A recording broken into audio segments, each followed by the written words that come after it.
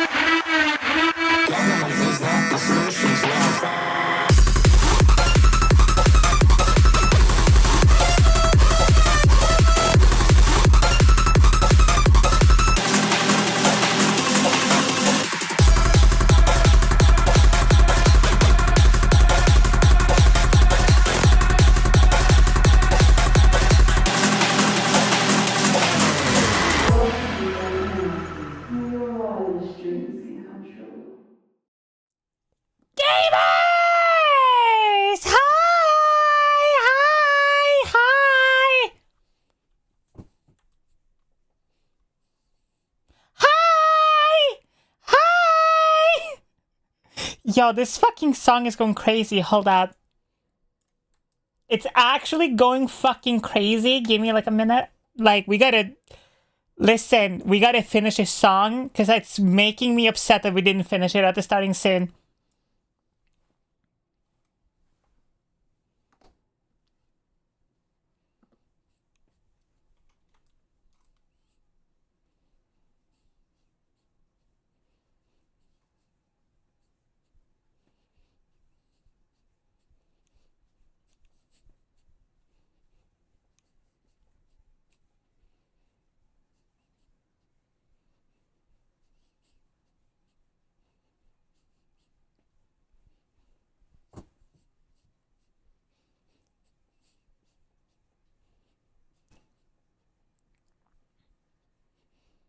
Holy shit! I forget half the time what the fuck I have in my playlist. Thank you for joining me on dance. Hi everyone! Hi, hello! Welcome to the stream. Hope y'all are doing absolutely amazing, beautiful, sexy, all that gorgeous shit.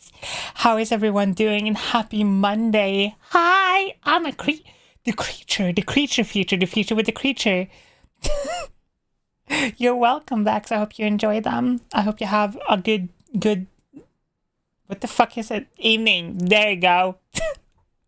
I forgot what time it was.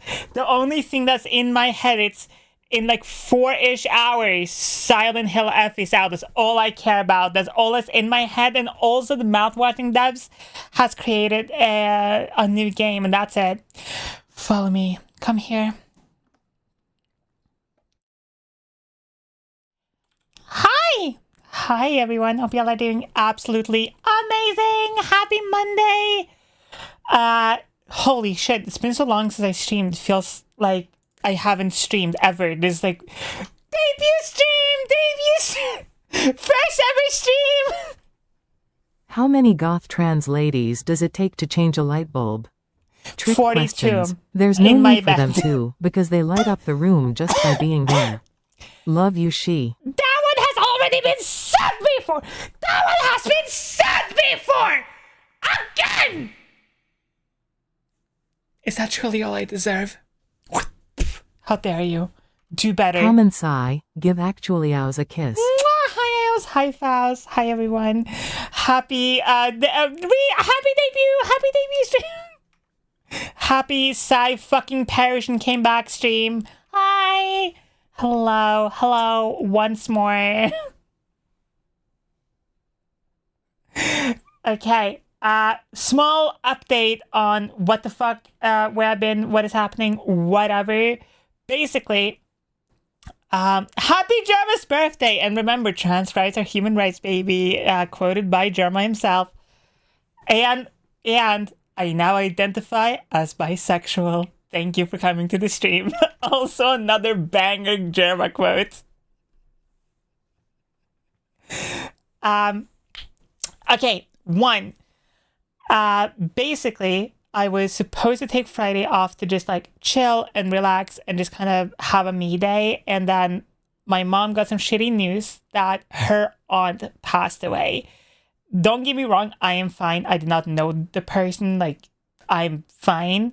But it was just one of those things of like, I don't feel like going into my server and be like, yeah, let's get drunk when something like this is happening. You know what I mean?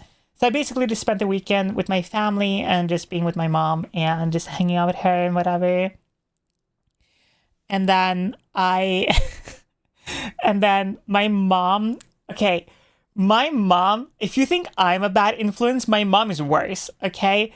For some reason, her favorite thing ever is watching me get drunk, like stupid fucked up. I don't know why, but she really likes just hanging out with drunk Sai.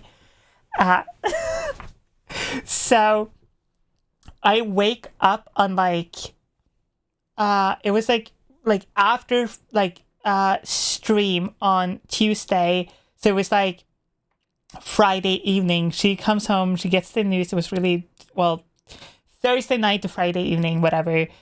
It was like, really shitty time, whatever. And then like on Saturday, it was me and my sister-in-law, and we're just like hanging out with my mom and just trying to cheer her up. You know that episode in How I Met Your Mother when the Marshall, that guy, when he loses his dad, and then Barney and Ted tries to like cheer him up the entire day. Like, that was how me and my sister-in-law felt the entire time. And then she just comes home. She brought a bunch of booze with her. By the way, she doesn't drink, which is the funny part.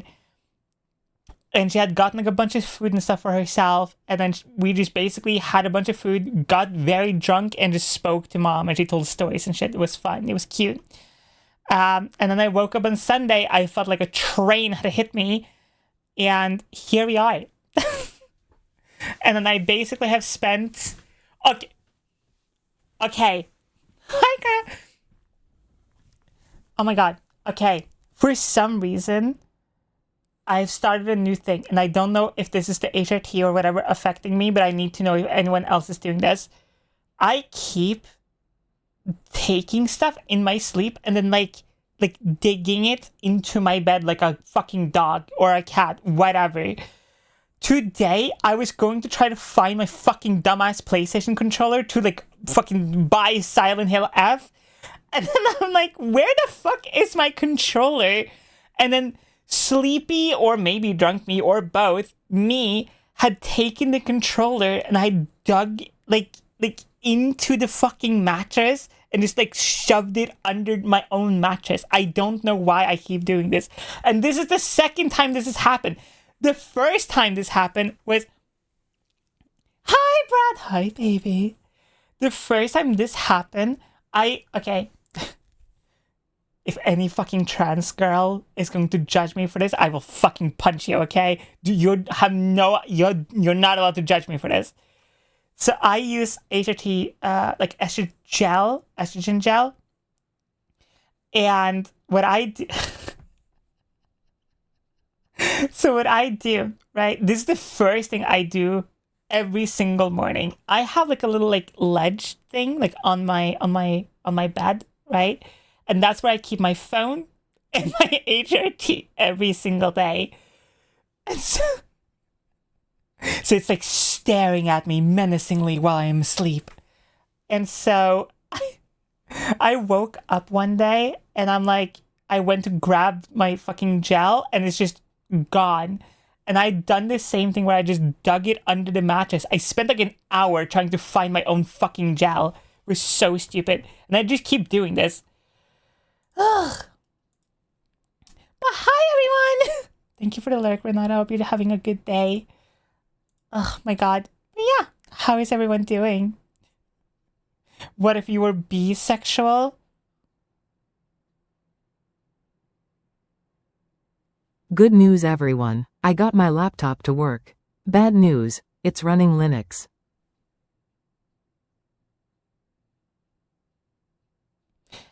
What version of Linux are you running? That is the important part.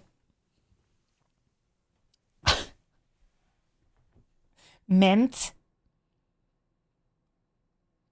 Doable. It's fine. That's okay. That's fine. It's running Mint. It's basically Windows with less shit. Kind of. But yeah, how is everyone doing? Have you missed me? Has it been a very lonely existence without me here?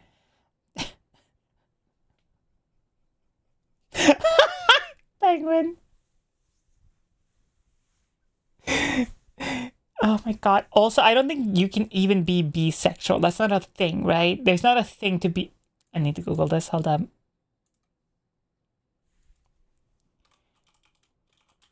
Bisexual.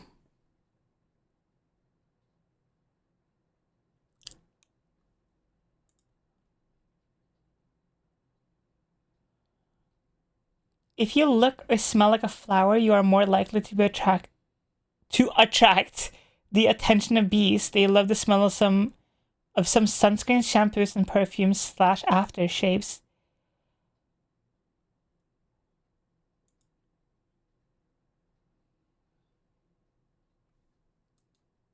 Okay.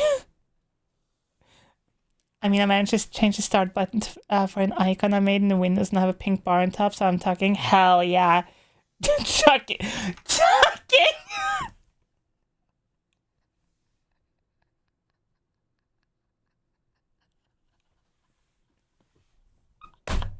I meant trucking. Thank you so much.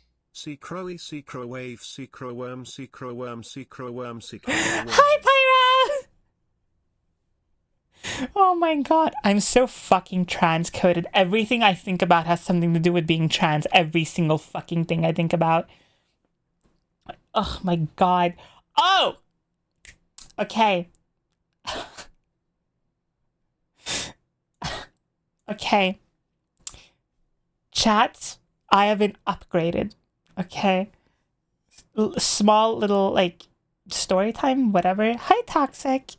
Welcome to the stream. Hope you're doing good, sweetie. Okay, let me explain something. My mom, even though she's very accepting of who I am and whatever, has no idea about trans people. Okay? She does not understand what a trans person is or anything of that nature, but she is trying, kind of. Right? It's one of those things of, like, she will say something so incredibly, like, shitty, but not realize that, like, she's saying something shitty. You know what I mean? It's literally the meme of, like, well, they got the right spirit kind of thing, right? So my mom, she, like, I'm sitting there talking to her, like, over the weekend, and then she tells me, hey Saya, hey sweetie, have you ever considered just, like, not having a gender? Like, what? She's like, well, I think it's just so cool how, like, you can go from very feminine to, like, super masculine, just like immediately. And I'm like, and I'm just sitting here, like, listening, just, like, the biggest smile on my face. And I'm like, yeah. And I'm like, Mom, do you know what a non-binary person is? And she's like, I have no idea. And I explained to her what a non-binary individual is.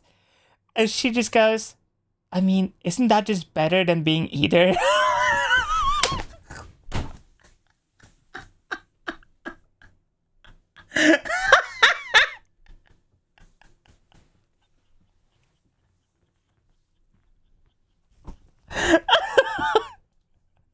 She literally went, why go to the female side when you could just be smack in the middle or just be nothing? Just be your own, fuck it!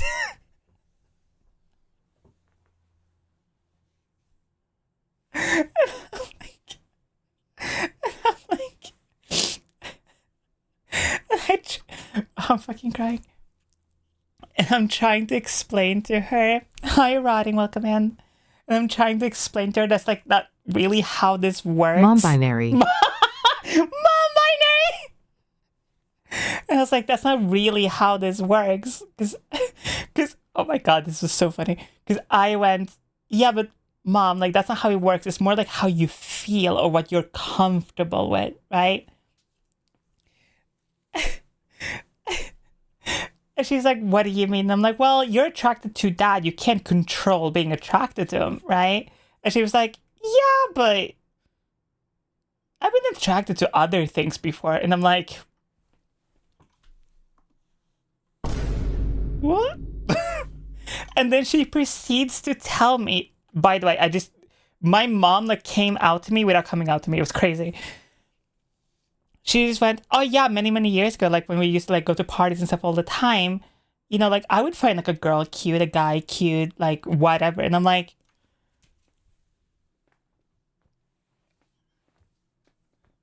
is my entire family fucking gay?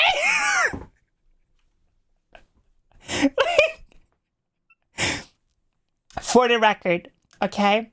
Me, trans, very gay.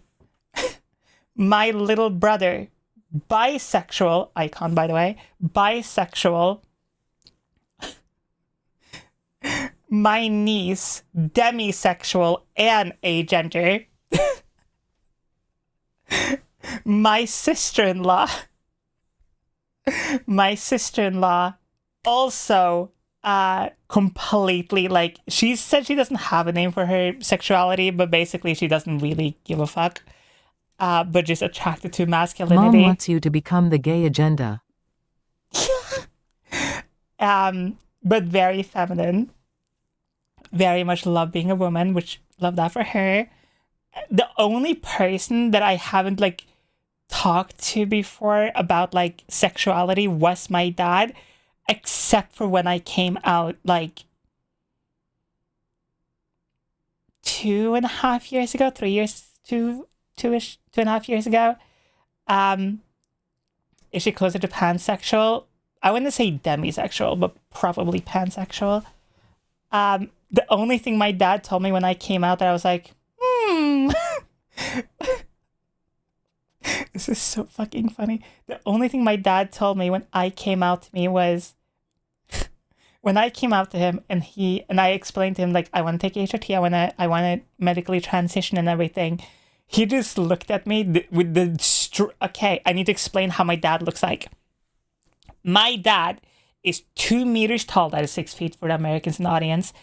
He is 6 feet tall / 2 meters. Like this massive fucking mustache. He's not like super muscular or anything like that, but he's like a carpenter. So he has that you see that he's like strong in his hands and shit. And he's like really thin. Or at least like thin looking. And he like looks at me like just square in my eyes. And he's like, every guy thinks about becoming a woman at some point.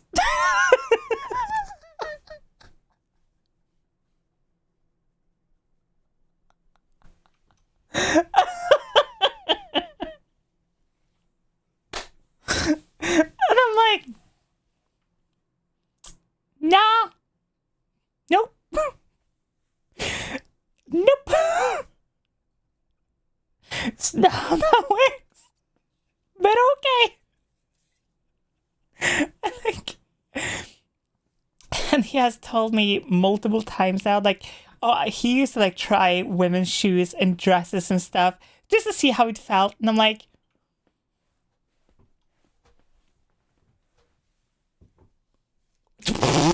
you know, like when you, oh my God, you know, when you know that meme where like, I lead others to the treasures I can't possess.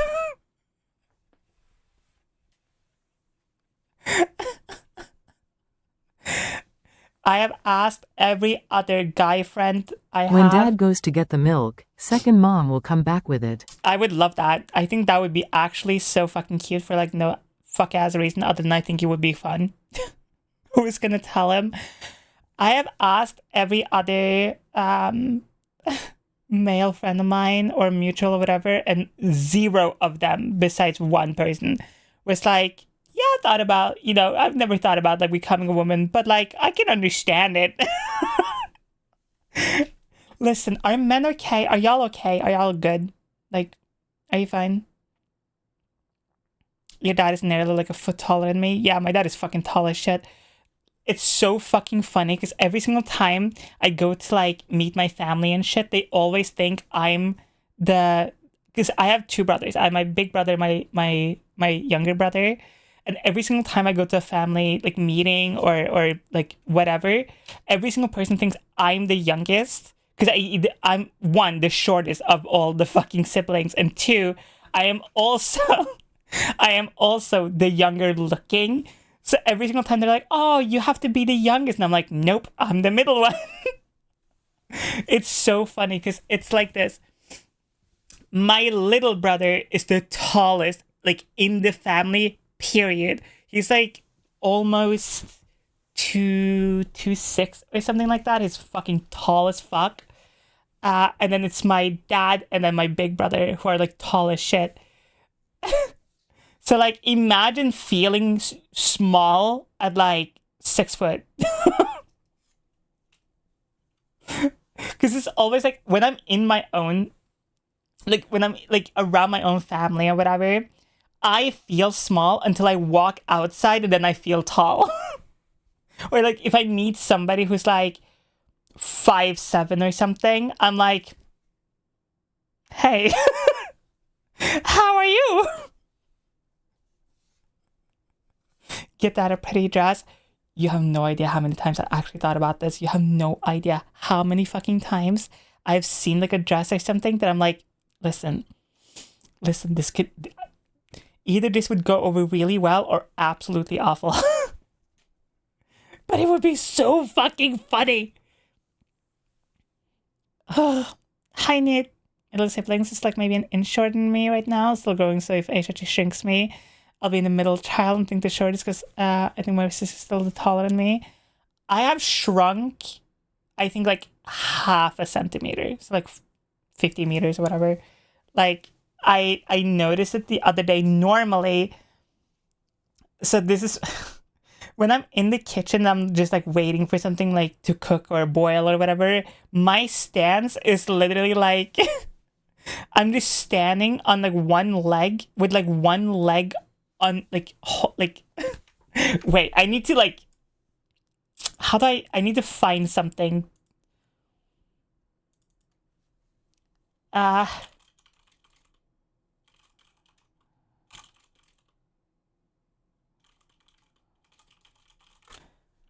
The Girly Girl Compression Machine, scy.zip. I basically stand in the kitchen like this, like that yoga pose, almost like that. I don't know why I do this. And then my hands are touching the ceiling. And then I realized yesterday, I'm like, I can barely touch the ceiling. Something ain't right.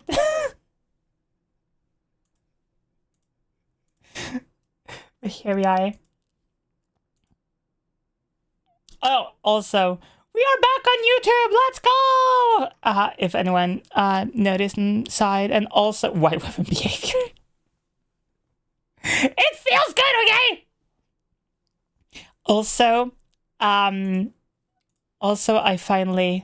finished Silk Song.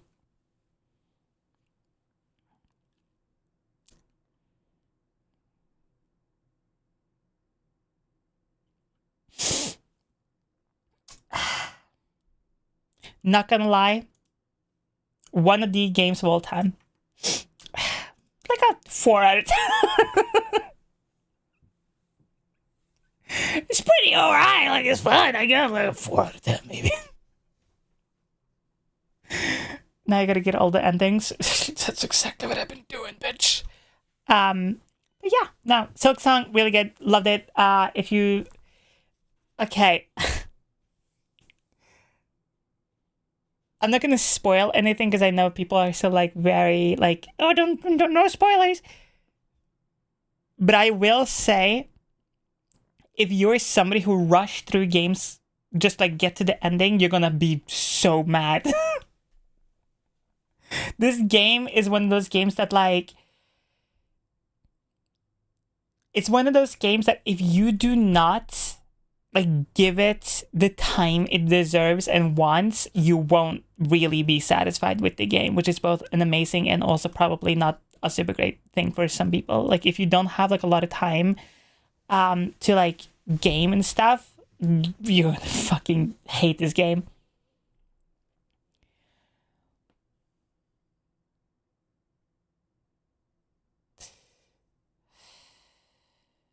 Angel, you're such a good girl. Thank you so much for being here, sweetie. Sorry, I don't know why I had to like breathe in so hard for that one. Oh, where's my lighter? Lighter? Hello? Hello? I have no idea where my lighter has gone, so you get this instead.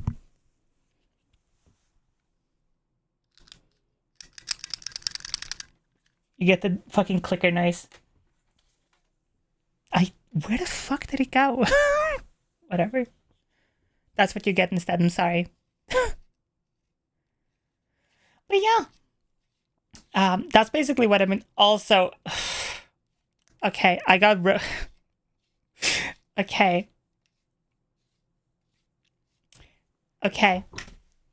I've been also watching more anime for the first time in like 3 fucking years or some shit. Your clicker doesn't even sound like a clicker. Listen, okay, I'm just working with whatever I have right now, okay? It's just... Well, it's also probably like the noise compression and shit I have on my microphone. I've been watching more anime and shit just because like I wanted something to do while I was grinding Silk Song. And I got convinced to finally watch Fire Force. Brother, this anime is just all a fuck. It's just a massive kink fest. It's all about being kinky. Like, what the fuck? It's like, hold up.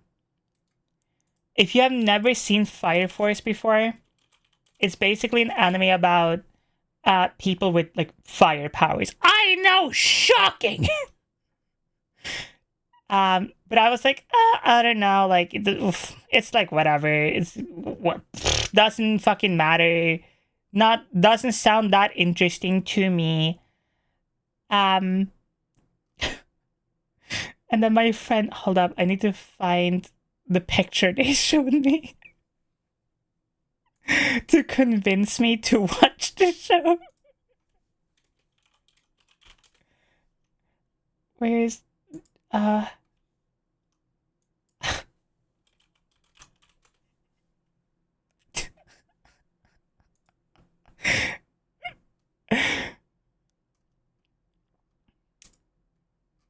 where is it? Found it. This was the picture they showed me to convince me to finally like watch the show.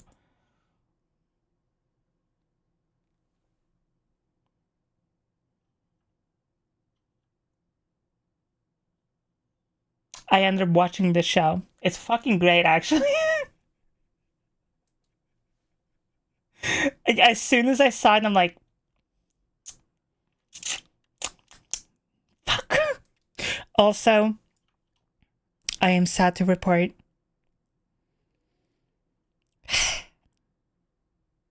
I'm turning the music off for this one. Chad, I'm sad to report that making men whimper is now indeed turning me on. You can, yeah, it's okay. I know. The gasps. I know. Before it was just more of like a power thing, but now it's genuinely. I'll hand out my lesbian resignation letter later. You can just take my card. Honestly, just take it away. It's fine. I can no longer call myself a full-blooded lesbian.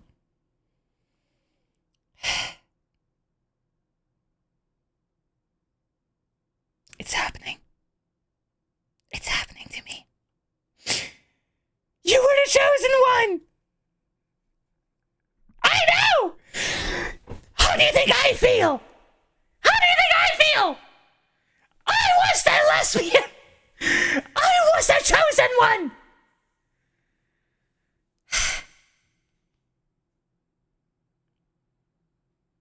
But also...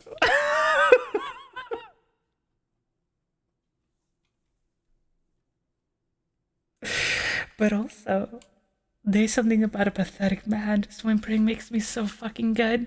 I mean, sorry, what did we say? What? What? What? What? Who said that? What? It's okay. Hello! Manages women with an integrated strap.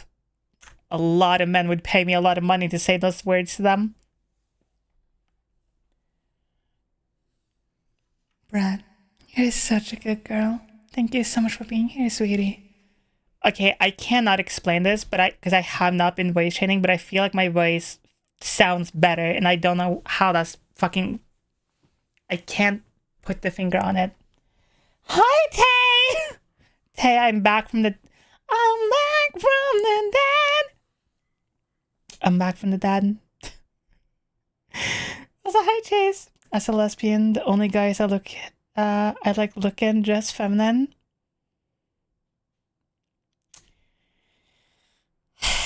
Yeah. Same. But also...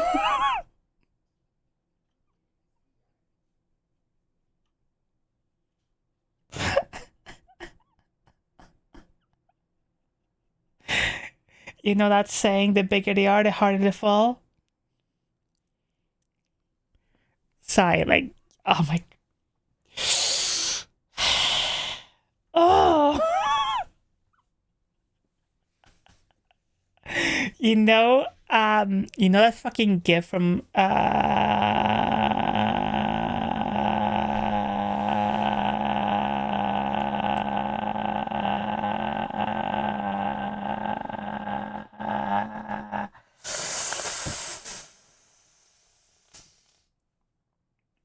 I can't fucking remember the anime, but the fucking anime with the guy who like gets sucked into the video game and he becomes just a fucking skeleton.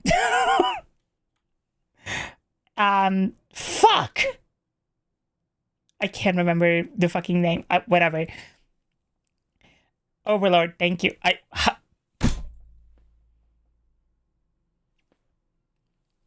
Name any character in Death Note. I can fucking name them anytime. Whatever. Can't remember. Oh, whatever. Doesn't fucking matter. Anyway, you know the fucking bird woman who's like obsessed with him? And that gif of her like breathing really hard. That's how I felt over the weekend. You have no idea.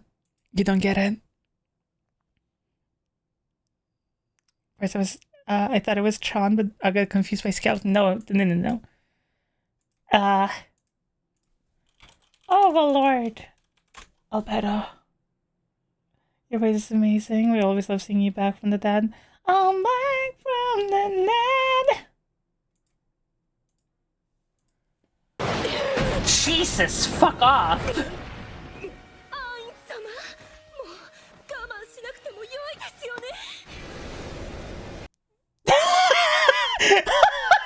Amazing pause.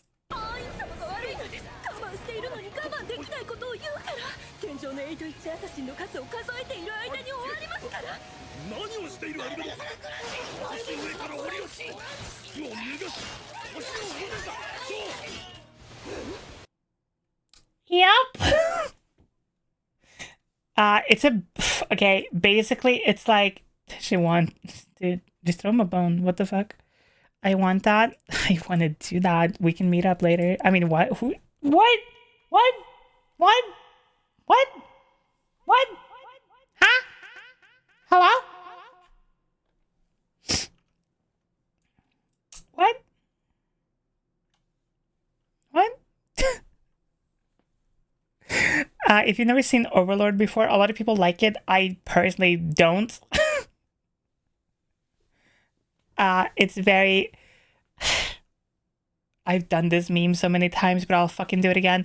It's one of those animes where like the protagonist is super smart and strong about whatever and knows like everything about the world and whatever. But to achieve his goals, he has to go here, find this thing, and then actually go there, he meets this fucking character who will know the entire way to get to that place. But to get the map to go to that fucking place, they gotta defeat him in a super mega battle. But then in the super mega battle, they actually have super mega deflection abilities. So to defeat the super mega deflection abilities, they gotta get this super mega power fucking up whatever stone in Mount Fuckaloo or whatever, and so they have to climb the mountain. But to climb the mountain, they need the special shoes of magma walk or some bullshit. But to find those shoes, they have to find an NPC who knows the way to find the shoes. It's one of those things.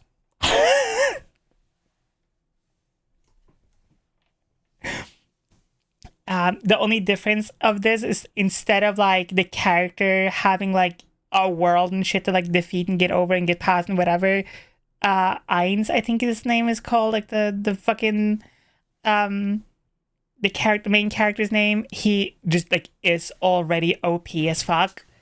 So like it's literally like watching a fetch quest, but in anime form. That's it. Overlord, more like overdone. Boom! Woo! Got him. Hi, nice. We're talking about Overlord. Hi, Jack. Yes, we are. I was showing Overlord, specifically the clip of Alberto going fucking nuts, because that's how I felt. Fuck it, I'll fucking say anything on the internet, honestly, at this point. Almost anything. Okay, chat. Another side effect of HRT. Brother, I come like hard as fuck. Okay. And I didn't like think about this in any way, shape, or form until I was in a compromised position where I couldn't make that much noise. And I had to do the most bottom shit I've ever done my entire fucking life.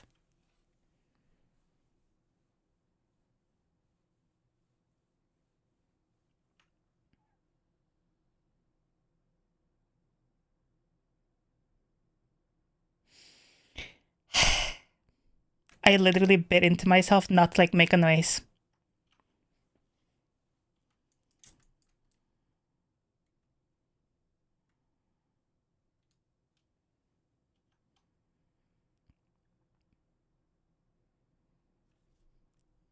But to be fair, also, it wasn't my fault. Normally I can make as much noise as I so desire. It wasn't my regular hangout spot.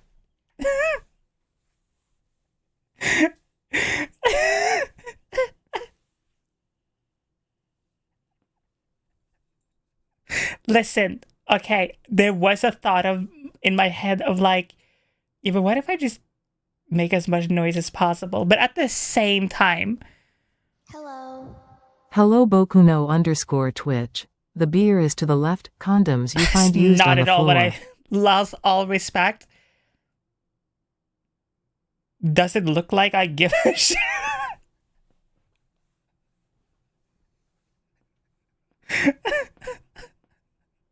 See, I have this crazy other thing that I like called getting fucking laid.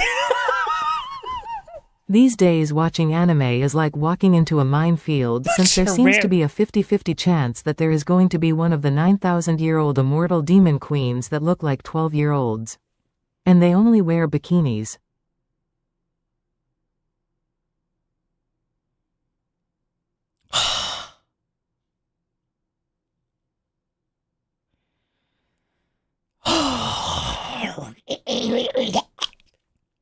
Sorry, hold up. You fucking remind me of something. So like I mentioned earlier, in my dead sleep, I was slumbering and I was watching Fire Force, and one of the characters' main gags or whatever is that like she will just randomly end up in a compromised position. And like, I thought this was a gag, like just like one of those like, oh, whatever standard anime trope. No. It's part of her powers. Her power is to fucking end up naked, or at least part of her power. Like, okay. So, and so I'm like, whatever, right? Like, who cares? Whatever. Until later in like I want to say like season 2 or some shit, the main character, like Shinrai, his name is, like the devil guy, the guy with the smile. He says, oh, yeah, like my family perished like 12 years ago. And I'm like, hold the phone. I'm like, wait a minute. Pause everything. Because they don't tell you the exact age of the characters, as far as I can remember, at least. Or maybe in a season or an episode that I just didn't see it or some shit, whatever. But the main character said the fire happened 12 years ago.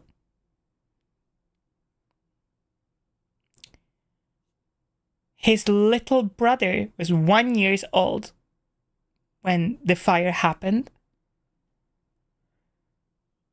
And in the flashbacks, you see him like walk and talk to his brother and like grab stuff, but he's not like taller than like a 2-year-old, maybe 3-year-old max. So I'm like, hold the phone here. You're telling, because in so many episodes, this one character that I don't also have no idea her age, where she like falls on him and he Just grabs remember her titties and shit. Shonen, meant for preteen audience.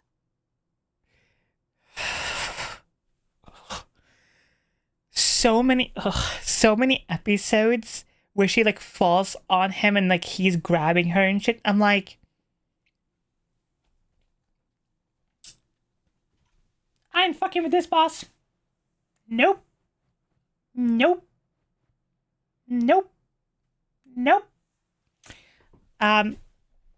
it's great. And then like, as I'm fucking god. So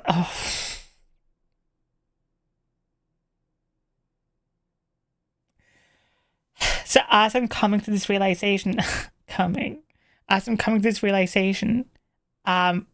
like a big part of the show is like religion. Like that's like a huge part of the main plot of the show. It's like how this like whole religion controls people, whatever. And and of course, the next fucking ass episodes, you see one of the fucking characters, the guy named Joker, like in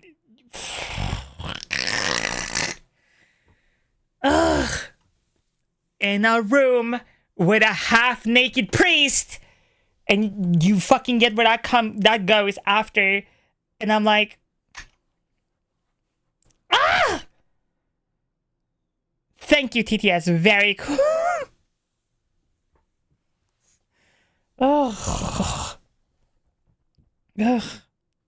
I'm surprised you watched that. I don't have an anime preference in animation before. I literally watch anything that looks interesting to me.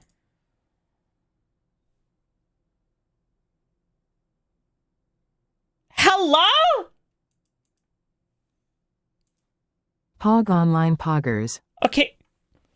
So if you fucking work. Ugh. Okay. Ugh, whatever. Yeah, like, hold up. If you haven't seen Fire Force before, you probably have seen.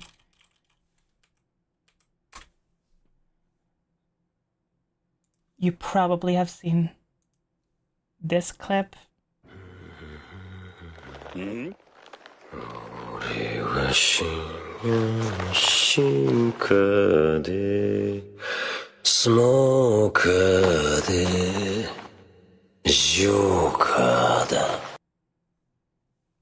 That voice though. That voice though. God damn. See, this is what I should have just kept smoking. Imagine. Should have just kept smoking. Imagine how my voice could have sounded now.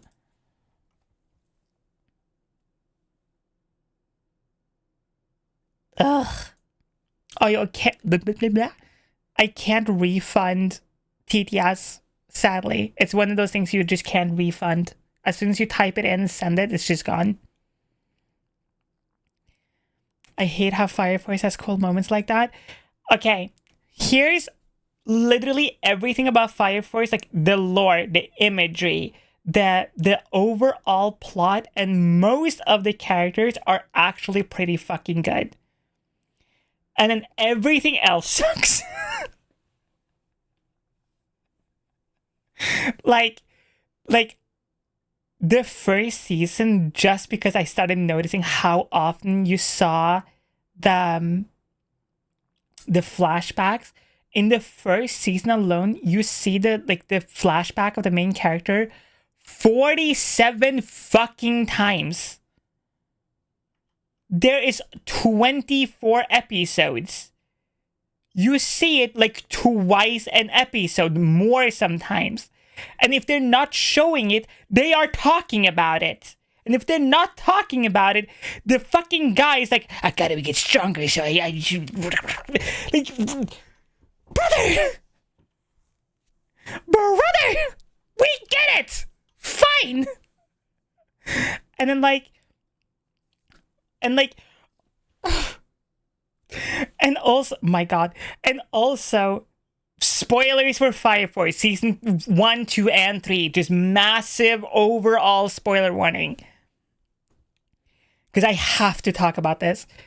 In the second season, he fucking gets to find out that like his brother and his mom are like alive, kind of, whatever, right?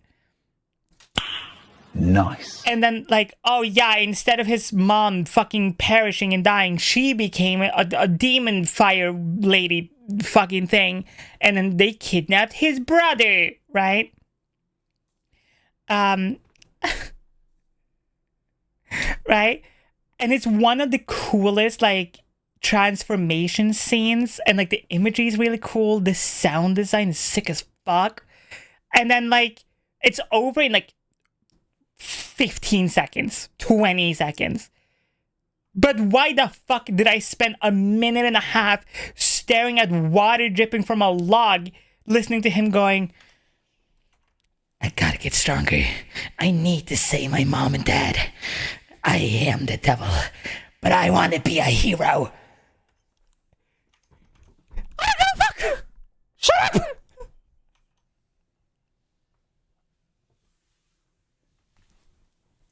Oh!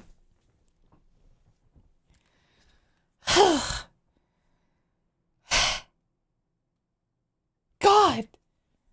So fucking stupid. And then, of course, right before stream, like literally right before this stream, right now, right? I was watching the final episodes of season 3 because I was like, I had time, whatever. I wanted to just watch it and get it over with, right? And like in season 2,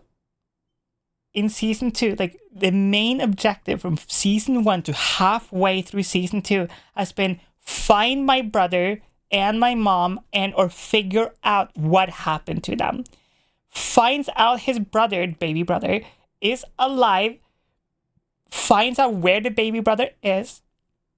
Goes to find baby brother, finds that baby brother is actually one of the super important characters of the entire world, and I'm not going to explain the entire fucking lore of Fire Force right now, okay?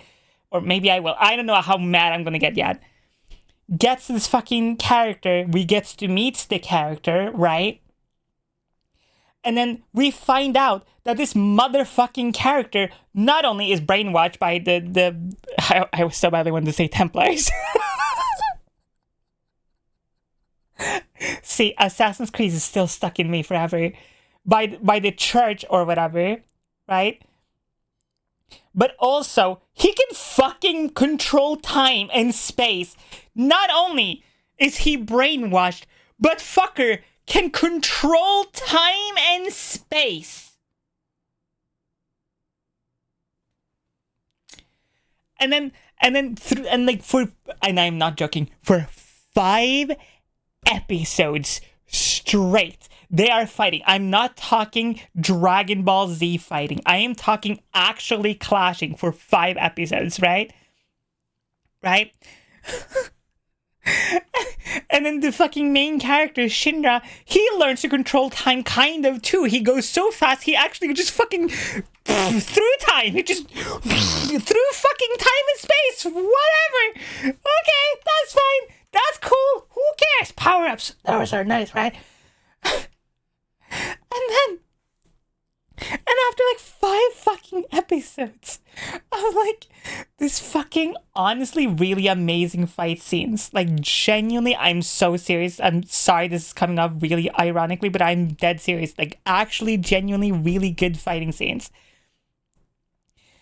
They finish the fight scenes and this fuck-ass girl who you've seen 2 frames of throughout the entire show with like a dumbass fucking crown on her head just comes in. She's like, "You're coming with me now." And then just the fucking little brother, and he just goes blank after remembering like, oh yeah, actually we are brothers and I should actually come with you and fuck the church and, you know, I don't want to actually destroy the world and shit. And then he gets brainwashed again, right? And they take him away, and then the entire mission was literally just a massive fuck-ass waste of time and shit, kind of.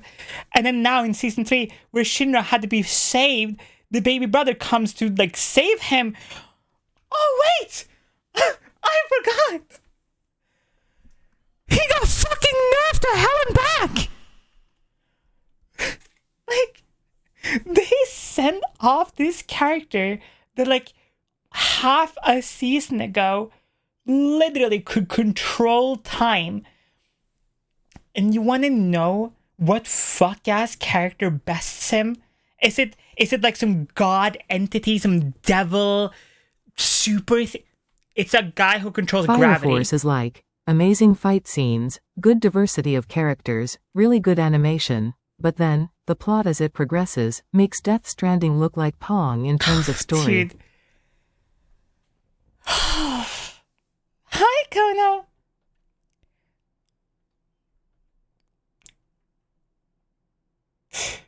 First off, 1, true. 2nd, can I get some bunch of love, some hearts in chat for Kono, and a big, massive smack kissing congratulations on moving in.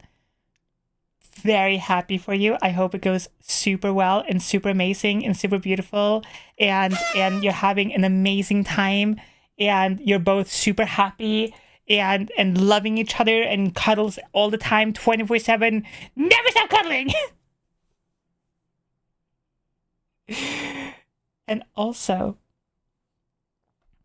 Kano, you're such a good puppy. You're such a good, strong puppy. Thank you so much for being here, sweetie. Hell yeah, it's the puppy boy.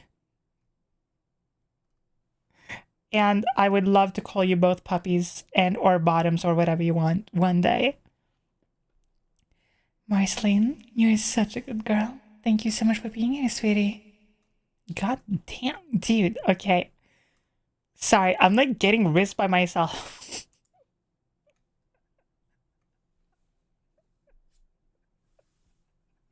What?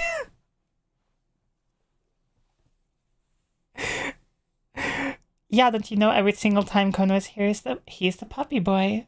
He's a strong lawyer puppy boy.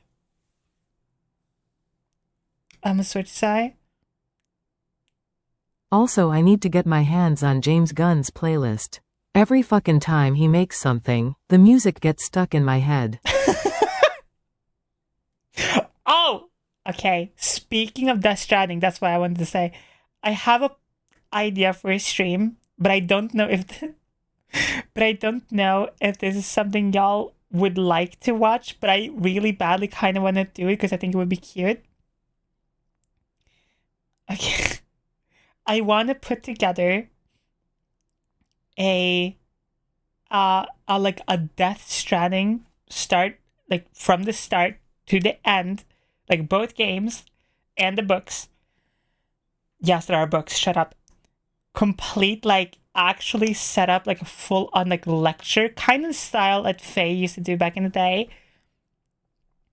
and literally do like an actual full lecture on Death Stranding, like explaining the entire story. Books, yes, there are 2 books. There are 2 whole books containing the first game story / like outside lore or whatever. I would like that. Gotta put on your teaching outfit.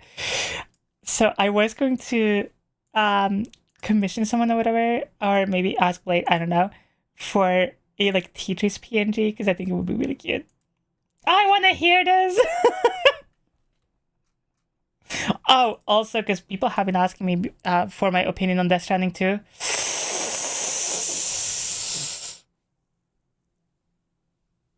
It's mixed. I know. Wow. I didn't like immediately love it. Listen, I knew I wouldn't like Death Stranding 2 as much as Death Stranding 1 because of the context of when it came out.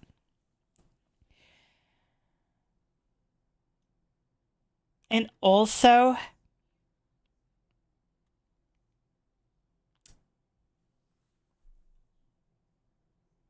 beside vtuber in Death Stranding 2. Okay. Super quick TLDR. I think Death Stranding 2 is still very good. It's still, like, to me, game of the year. Like, 100%, obviously. But I only think it's good in the context of if you know as much as I do or more about Death Stranding, honestly. Like, I don't really get why Death Stranding 2 got so many good reviews in comparison to Death Stranding 1, because I'm like, the pacing is the same, the world is like the same, like obviously it's different, but like it's more of the same, right? Because it's Hideo. No. When the first Death Stranding game came out, people dogged on that shit. The only people who like genuinely gave it a chance and like gave it proper reviews and shit was YouTubers who had time to like actually spend on like playing the game and then review it properly. Like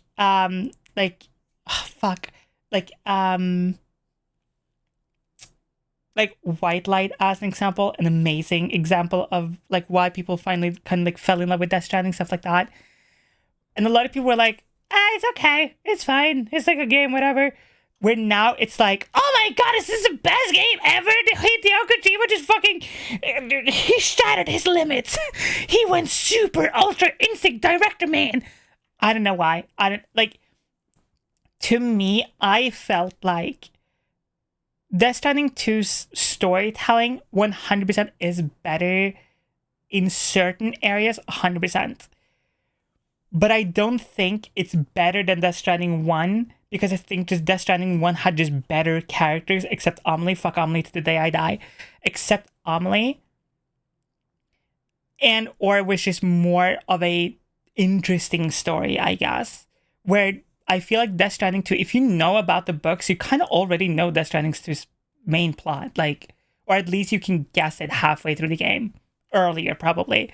Like, literally, Death Stranding 2, spoiler, like, most of you will not give a fuck. The main, like, evil guy, or the main evil guy of the fucking game, right, is, of course, the fucking president. Like, yeah, no shit, right? But it's played off like everyone trusts this guy when he appears out of tar with a brand in his neck going, AI is the future. That's not the fucking shit like the... Oh yeah, I want to save humanity. This is... Dude, it's literally like seeing some person go... It's actually like watching some assholes, some idiots on Twitter, like see the most transphobic garbage bullshit and go, that's the guy! We want to follow that guy! It's like...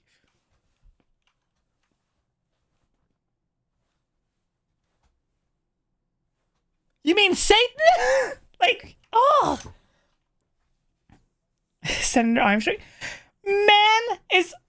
Hold up. I'm showing this guy. DS2 president, man. Chat. If you saw this guy right here, would you trust him? If you saw this... What the... If you saw this person right here, would you trust this man?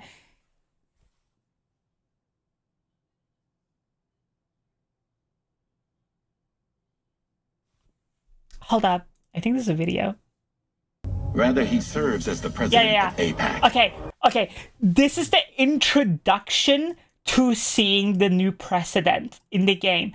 And when I saw it, I'm like, are we actual idiots? Like, what? AIPAC is a privately owned corporation responsible for the operation and oversight of APAS.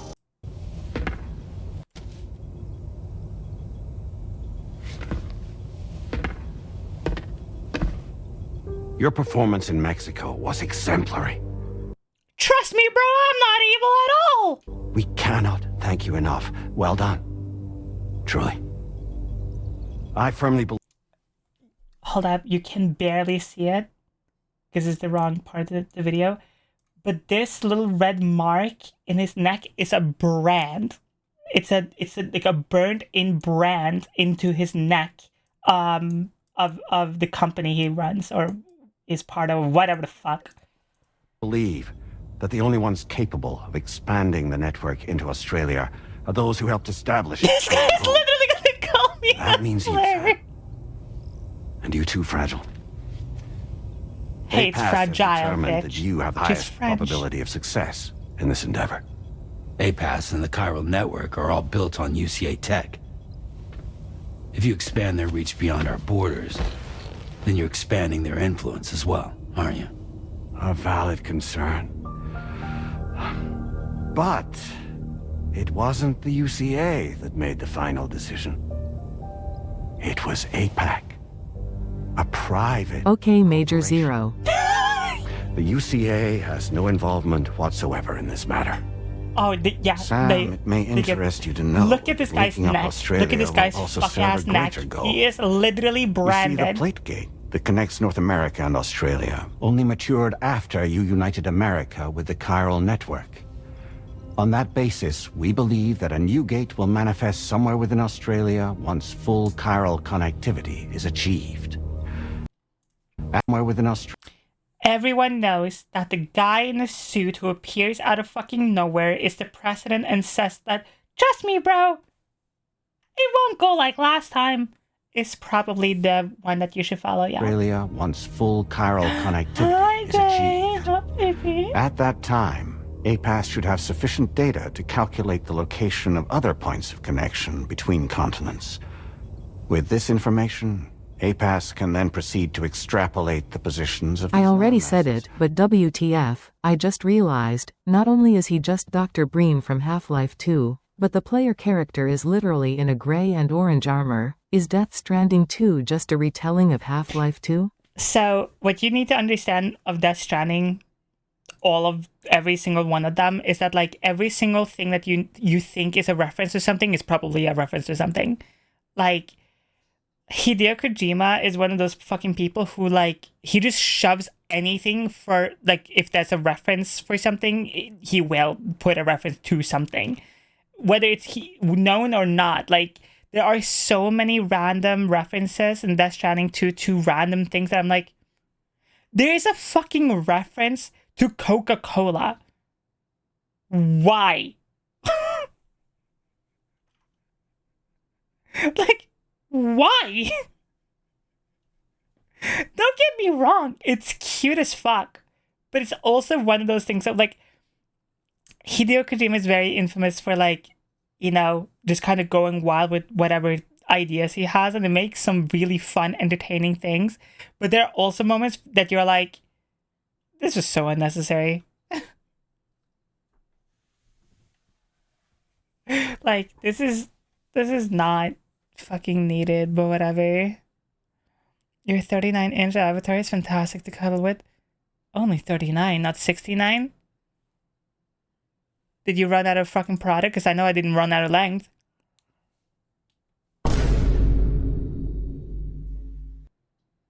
Damn. It's chibi, sorry, that's why it's 39. Ah, you know what? Fair point. Fair assessment. But yeah, I don't know. There's just something about Death Stranding 2 that, like, I guess it irks me a little bit, because I'm like, okay, here's my very quick, like, why I don't think I fell in love with Death Stranding 2 the same way I did with 1. The reason why I really liked Sam, the main character from Death Stranding 1, so much was because, like, every character in the first game was all about like, oh, we gotta reconnect humanity. Oh, human connection is so important. I miss human connections. I wanna be pregnant. I wanna give birth to a child. I wanna see my sister again. I wanna whatever, right? Where the main character was like, I do not give a single shit about any single person on this fuck-ass planet except this one singular person that I need to save now. I don't care about the Death Stranding. I don't care about any of y'all fucking people. I'm here so I can go save her, then go the fuck home. That's it. That's literally his entire character arc. There is no character arc, right? And then to the end of literally to the end of the game, the only major change in Sam as a character is he does connect with someone, which is a baby. And that is only because he was going to be a father and then lost his child. So, like, that doesn't kind of fucking count, because yeah, no shit, Sherlock. Like, give the guy a fucking fetus and make it into a baby. He's gonna take the baby. He lost his own baby. You know what I mean? But every other character, he's like, nah, I don't give a shit. Still not connected to any of y'all. And then he just fucks off and disappears for years. And then, and I really, really like that. Because I think, like, shows and anime and movies and books and manga, whatever, where you see a character go from this, like, loner person or having a shitty life or whatever, and then they meet, like, oh, the love of their life, or like they meet a bunch of friends and now they change the outlook on everything. I'm like, that is so unrealistic, and I hate when that happens.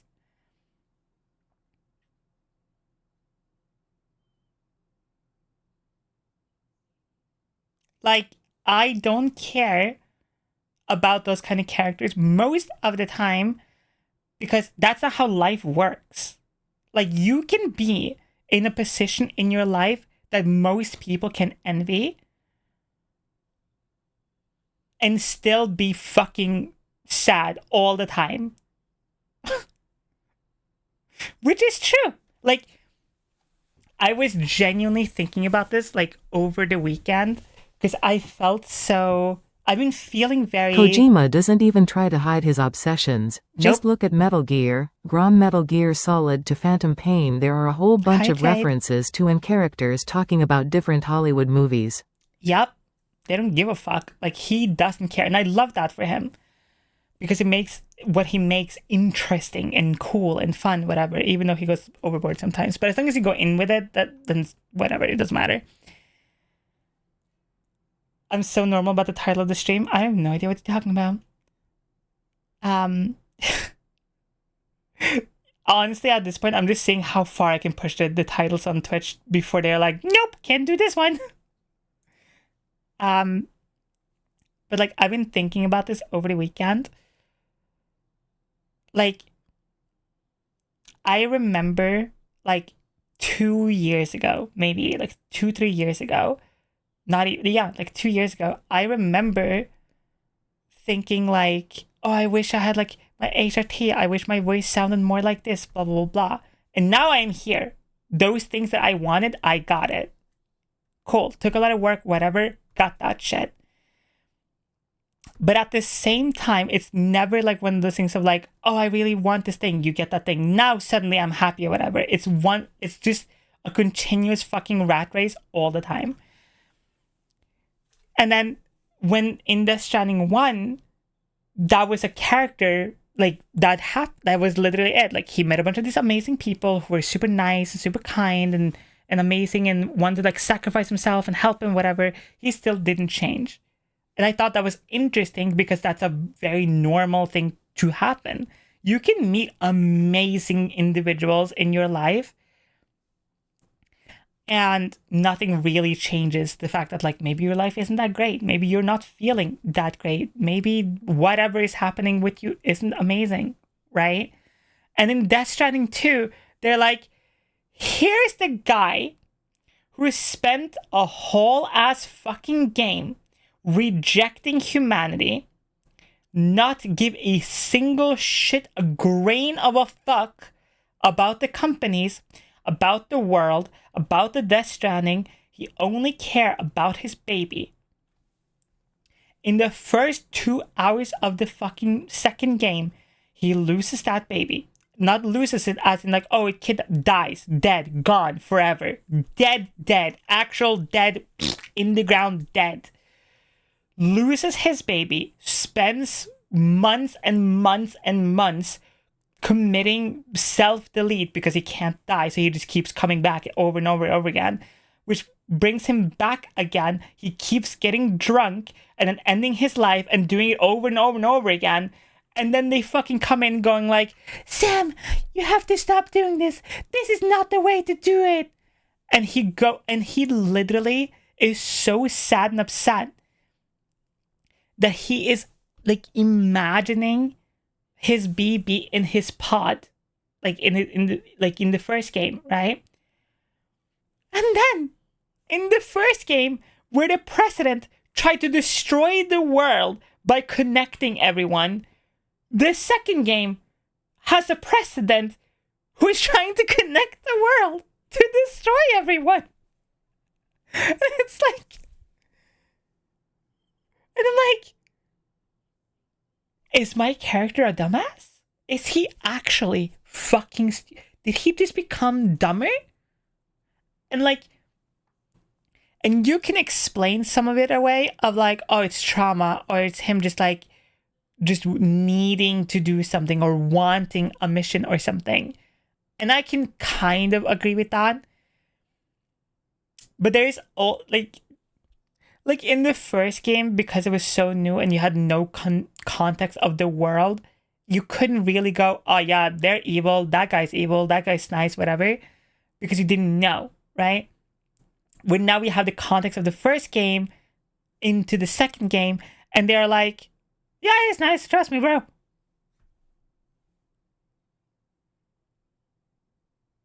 And I think that's why I don't like the second game as much. Like, I can, like, of course, when you're playing a video game and to tell the story you need to tell or you want to tell, you have to, you know, let go of some of that, like, disbelief and whatever. Of course. But there is a difference between, you know, a character maybe not noticing some similarities and a character going through the exact same story again and going, how could this be? What happened here? And also in Death Stranding 2, this is a complete side note, but in Death Stranding 2, Kojima just wanted to torture Sam. There's actual kind of torture porn in that game. Like, it's kind of fucked up. So yeah, sorry, I went on a massive rant. I have no idea what my point was. I think my point was literally, that's it. That's my super quick TLDR of why I think Death Stranding 1 is better than 2. ? yeah. What title is safe? I'm just gonna let my mouth open for no reason in particular. Whoa! What happened there? Keep cooking. No, that's literally it. Like, it is so...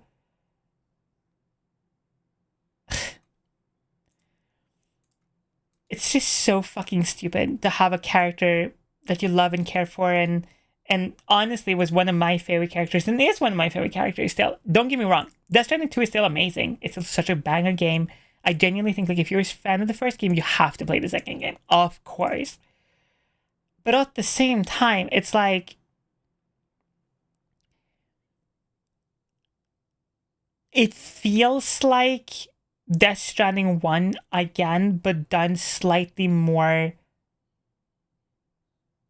Best way I can say this is like the normie way. Like, a casual player could play, like, enjoy it more, I guess. It is more streamlined. There are more vehicles than ever.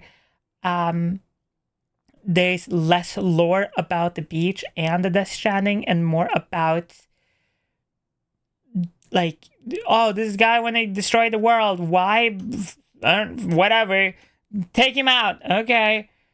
Like, and in the first game, like, it starts with a quote, I think from, like, Albert Einstein or some fucking shit, I can't remember, where it's like something, humanity needed fire, but to start a fire you need a stick, and like to use a stick you also need a rope, or some shit like that.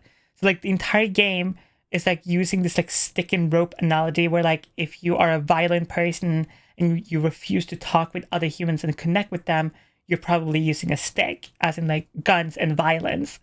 Where if you're willing to talk to people, walk that extra step, take time and listen, you're probably more using a rope, right? Rope is a tool, stick is a weapon, kind of thing. Where in the second game, it's like, no, you're done with the rope now. Here's the stick, finally. So Kojima tried to plot twist again with the exact same story. It was more of a kind of just redoing, in my opinion, of the first game. Okay, I know I was going to, like, do a proper demonstration or, like, presentation or whatever, but here is literally, like, the massive TLDR of the first and the second game story. Okay, I will comment if there is a difference between the stories. Sam, a character from the first game, Sam, a character who lost his child a couple of years ago, left to become a porter all alone.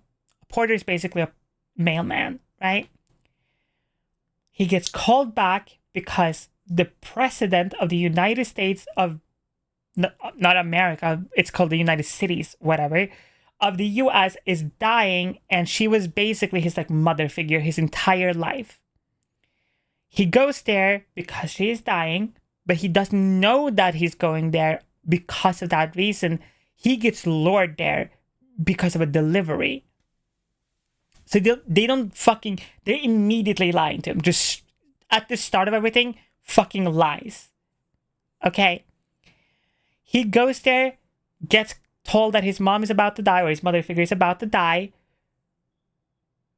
Goes to see her, she dies. And then they go, hey, Sam, the fucking woman that you used to like and be really into, who also kind of, like, is in your dreams a lot of the time, needs to be rescued because these people want to, like, take over the world. And the way they're going to do that is, like, plant a bunch of bombs all over the world, but that will take time, so they're using her as a hostage. Your job, cross America, connect as many people as you can to these massive servers so you can basically traverse better and easier, and we can help you better.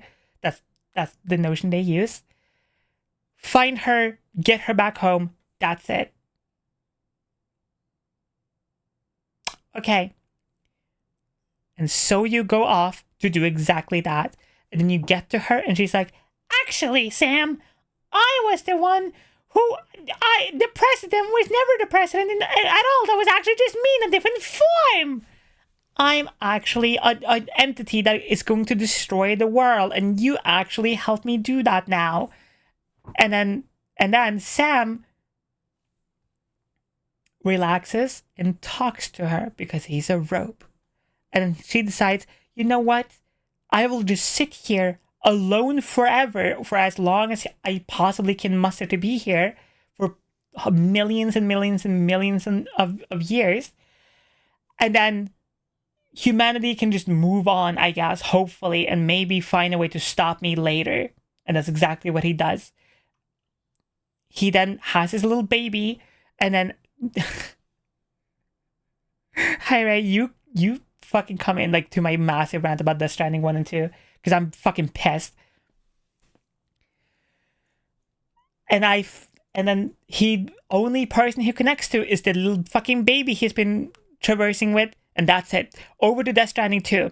He has his baby, he left everyone behind, he's just want to be alone, and now he is with his little baby. Fragile, for some fuck-ass reason, knows where he is, and just comes back, one of the characters from the first game, comes back and goes, "Hi, Sam. Hi, Sam. I know you literally left everyone behind because you didn't want to be found by the massive company called the UCA, and you wanted to be left the fuck alone with your fucking child. But trust me, bro, you gotta reconnect Mexico right now, this second, or else I'll be sad, I guess, maybe, potentially. Look how sad I am. Wouldn't you leave me? Wouldn't you leave me? Oh yeah, also, by the way, Sam, my teleportation powers that were super useful in the first game doesn't work anymore. I'll die if I use them. I know.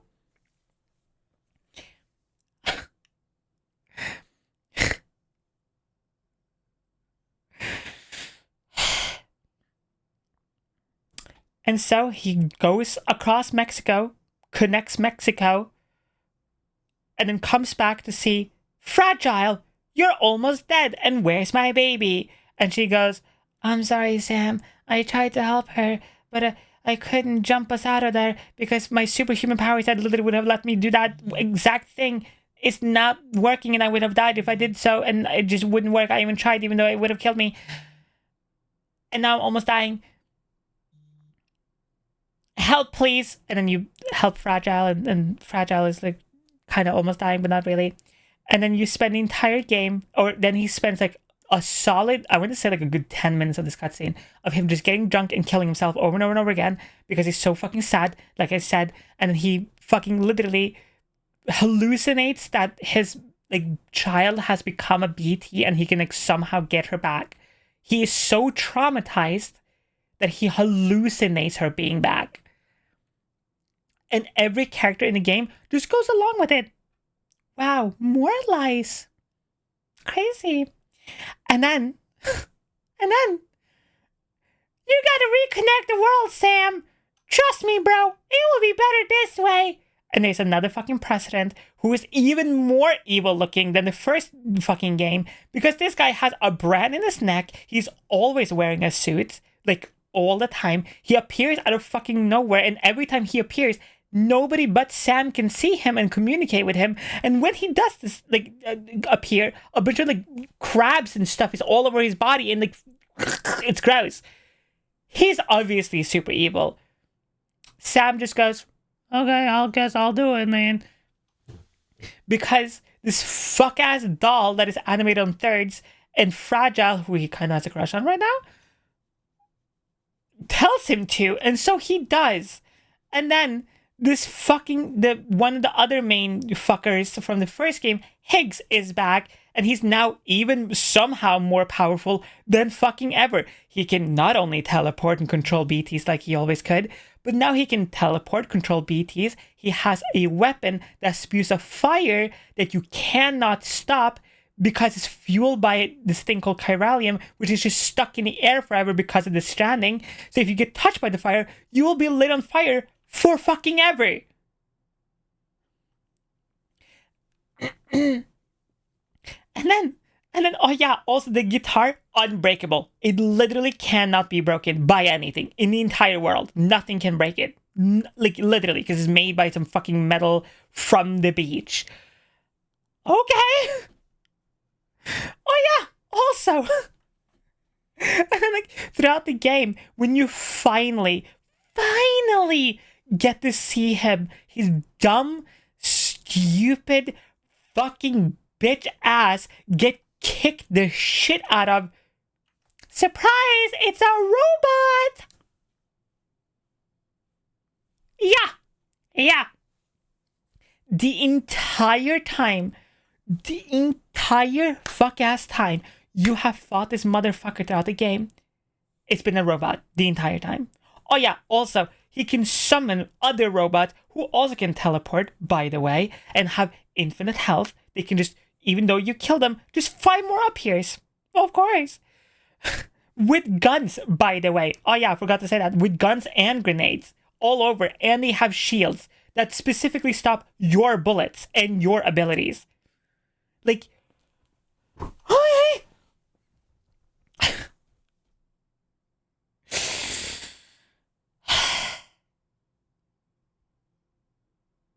And then the end of the game comes, and you find out that Fragile actually has been dead this entire time. What? This one actually got me so bad. That was the one plot twist that I was like, oh, I actually was like, damn, fuck. And it's really sad. And Fragile did not let the baby die or whatever. She teleported the baby inside of to the beach. What? Basically, off screen, between the first and the second game, there was what's called a void out, basically a massive explosion. A massive explosion that killed 400 or 4,000 people or some shit like that, whatever, right? And these 4,000 souls are stuck on the beach, but they're not trying to come back or whatever. They're just sad and upset that they're dead and they can't help other people. Okay, so Fragile gave them the child, the baby. Okay. So you think, oh fuck, wait, the baby is fine, I guess, on the beach. Just go to the beach, which Sam can do at will. He can just teleport to the beach right now and go grab her. Let's go, PogChamp! Goes to the beach, meets Higgs and the president there back. And oh my god, the president is actually super evil. And the president is actually one of the 4,000 souls who fucking perished and died. And what they actually want to do to help humanity is to kill the entire world so they can all become a massive server on the beach. And instead of being humans, they can be a subconscious inside of a massive AI on the beach. Because, wow, whatever. Okay. And this is basically Kojima just basically racking on AI, obviously. Like they're so stupidly, methodically like evil that it's almost funny, like how evil they are, whatever. And whatever. And you okay. And then Die Hard Man from the first game comes back. Yep. I mean, Die Hard Man and Dead Man comes back from the first game. Yep, they're back and not dead at all. And goes, nah, humanity want to be individuals. Fuck you, bitch. And then Sam has, honestly, one of the most epic fucking boss battles. Actually, I'm going to show this. Spoilers for ending of Death Stranding 2. Death Stranding 2.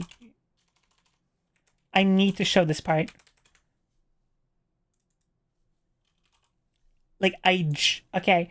So in the first game, this makes sense if you play the first game. In the first game, the boss battle is literally like a Tekken boss battle. Like health bars at the top, punching each other in the face type of thing. But instead of punching each other in the face this time, you rock out with the guitar gun that I told you about Higgs has. Yeah, they make a replica for Sam, and they are literally, I am so serious about this, they have a rock concert together.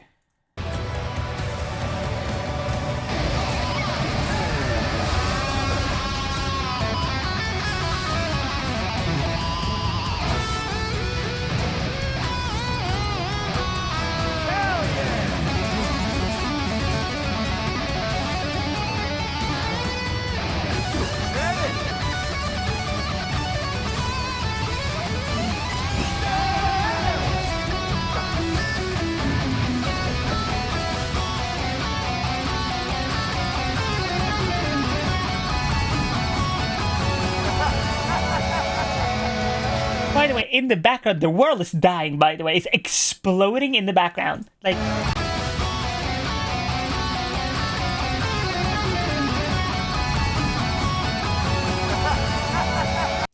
right there! That giant light behind him, that is the world imploding in on itself. Just, we're dead. Okay. That's fine. Okay. And then... and so you beat the boss battle, right? You beat the boss battle. Hi, thanks. You beat the fucking boss battle. And then you find out that your baby that you've been trying to rescue this entire fucking time, that you found literally just out, that is on the beach and can potentially be saved, is actually a character that you've been with for like several chapters this entire time. Because when Fragile jumped the baby to the beach, okay, when Fragile jumped the baby to the beach, she didn't like just stay there forever. Time moves differently on the beach. So say a year in our time is like hundreds of years on the beach, right? But they only took like a couple of weeks to get to the beach, to get to this point, right? So by the time Sam finally gets her, she has, one, grown up, gotten superpowers just like him, and somehow like got like swam through the beach and through the tar and ended up in a completely different else place. And then when you go through like the game, you meet this other character, whatever, it doesn't fucking matter right now. You go through the fucking character and you see in this fucking part where you're only supposed to see dead people, she's actually alive. And then you bring her back home and they call her Tomorrow, which is okay, even though she already had a name, but whatever. And then when you finally beat everything and the world is back together and Higgs is finally super mega dead and the president is also super mega dead and all the 4,000 people. Oh yeah, by the way, you kill again those 4,000 souls that are trapped on the beach. You mega kill them. They're also now super dead. No idea where they ended up. They're fucking super dead. Okay. And then like the game ends with everyone dead except for Tomorrow. Okay.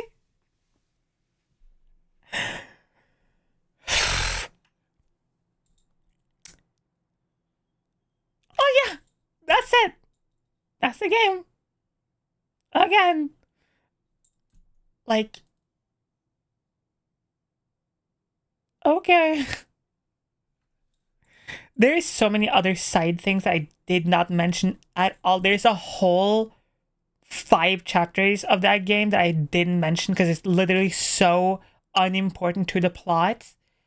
It's important to the character, 100%. It's not like that it's a waste of time to play through them or whatever. It is just like, that's how sometimes these, like, okay. Sometimes I think the Stranding games were made just to make people look weird and telling about video games in bars. True. That's the end. That is the end. The literal ending is Sam meets Tomorrow, or sees Tomorrow, and she has now all the memories of being a baby and a fetus, by the way. Which, okay, whatever. And now knows that Sam is her dad. They hold hands, they hug, which looks so fucking weird, by the way. And then the game ends. And then, like, after the credits and stuff, right? After the credits and stuff, you see it, like, pans across the world. And you see, like, the world is, like, all, like, fucked up. All the roads and stuff you built, like, throughout your gameplay is, like, destroyed and whatever.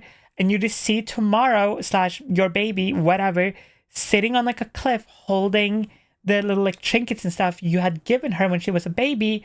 And she goes,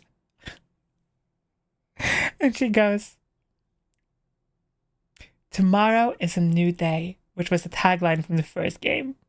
And then that roll credits.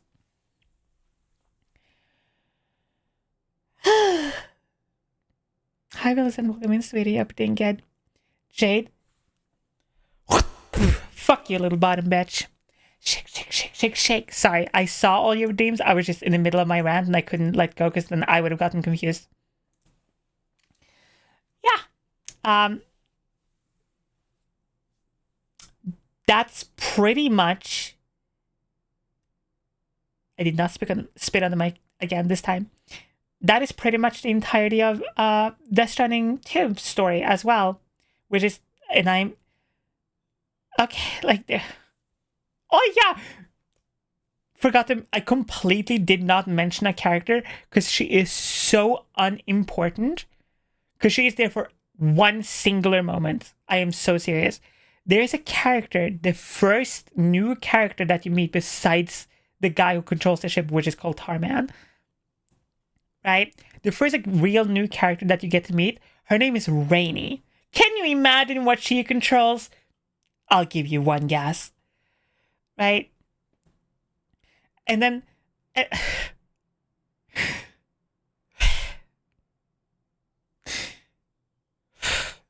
so, like, she is there. And then, like, when you get to meet her... She controls hamsters. Yes. When you get to meet her, Sam, like, hugs her. And she, like, moves away. And you see that, oh, she is pregnant. Okay. Whatever. No big deal, right?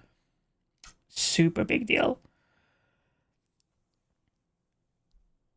Because of the Death Stranding, women who have become pregnant at like certain points in time can't give birth. So they're stuck being 9 months pregnant forever.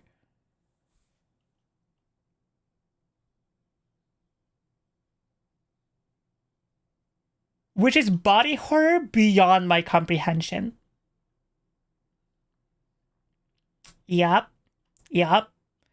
Which as soon as I found, like, I saw that cutscene, I honestly, I'm so sorry, but I hurled. That's disgusting. And then randomly, some of these women will just experience, like, tremors and pains and contractions like they're about to give birth, but they will never give birth. So randomly, they will be in excruciating pain, and the only way to, like, help them in any way, shape, or form is to get the baby out of them. But obviously, they can't give birth. So you may think, oh yeah, just C-section them. If you C-section them, they fucking die! The fetus and the mom, they die! The reason why those women are alive is because the fetus is linked to the beach, which means they are alive because of the beach. And if you remove the fetus through a C-section, they'll fucking die. And so the only way to help them is to go see this woman at a place called The Motherhood, and she has, I wish I was joking, she has 2 left hands for some reason, okay? And her superpower is she can pull BTs out of people. So if you have a BT that is stuck to you, so like, which has happened in the first and now the second game, she can literally just pull them away from you without killing you. Which you may think, oh shit, cool, epic.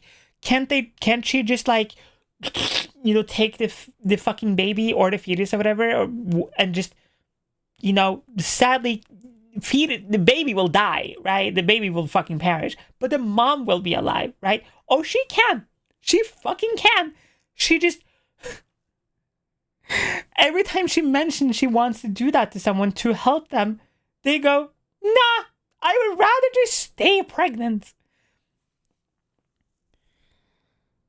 And so you get to meet her. She's honestly super fucking sick. Whatever. I like the superpower. I like that she has 2 left hands. It's fucked up and weird, but okay. And so, like, you have to take Rainy to the Motherhood because she's you know, is in pain, and she can't help you when she's in pain. She can't use her powers or anything. Oh yeah, that I forgot to mention that if you're a pregnant woman and like you're stuck in this, they have like a name for it that I cannot remember right now. But if you're stuck being pregnant forever and you have superpowers, you can't control your powers anymore. Rainy's superpower is to control timefall. If you don't know, in the game, rain in the game is called timefall, and it accelerates anything it touches. So like if you're 20 years old, like exactly, and you stand outside in timefall, and in 5 minutes you will be like 80 years old or older, right?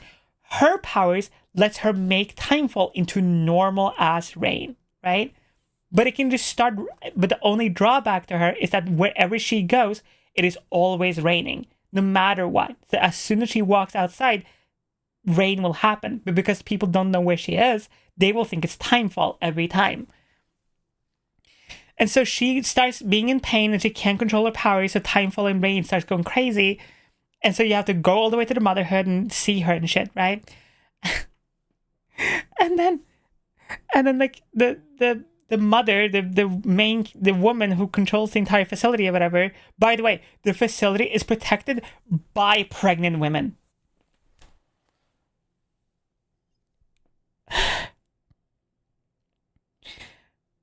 This facility, this like huge as fuck construction of a fucking building is protected by like 4 pregnant women and some guns.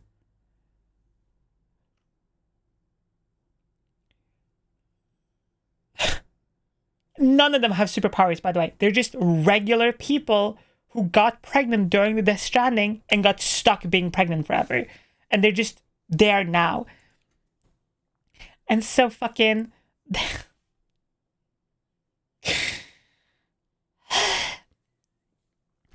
And so when you get there, she's like, I can help ease the pain or whatever, but the only way to ease your pain is to take the fetus out of your body for a certain amount of time. But the fetus can only be out of your body for like 40 seconds or a minute or something like that. And so like that's exactly what she does. She like gets Rainy in there, she pulls the baby out, you get to see the baby, and it's like, oh, it's super sweet and cute and whatever. And it's like, oh no, we gotta get it back. And then she's like, well, also I could just like remove the baby and the baby will be dead, but you'll be alive. And she's like, no, I will choose to come back here anytime I need you, mother. And she's like, anytime, a child. And it's really sweet and really cute and fucked up beyond belief. And I'm like, okay. And you would think Rainy, a character that can control rain, right? Control this massive obstacle throughout the playthrough, would be more useful and also essential to the story. Nope. She has that moment where she's in pain, you have to go see the motherhood, and that's how you meet the motherhood. And there's one other moment. Remember how I said in the second game there's a whole scene that I just said is torture porn? That guitar I mentioned Higgs has, right? Remember how I said at the start that Sam, when he lost his baby, got so sad that he just kept killing himself over and over again? But because of his superpowers, he keeps coming back. He can't die, right? So Higgs designed his weapon with that flame that is fueled by Corallium to when every time like Sam fucking dies and comes back again, that flame starts again. And then he just forever is burning and dying and burning and dying and burning and dying forever and ever and ever. Hi, Z! Forever and ever. Right? This is also the scene you get to see that Higgs is a robot too, by the way. And the way they put out the fire finally is with normal rain. Oh, wow. And the only person who can make normal, regular rain is Rainy. Wow. Hold up. I need to show you this scene because it's genuinely so fucking stupid.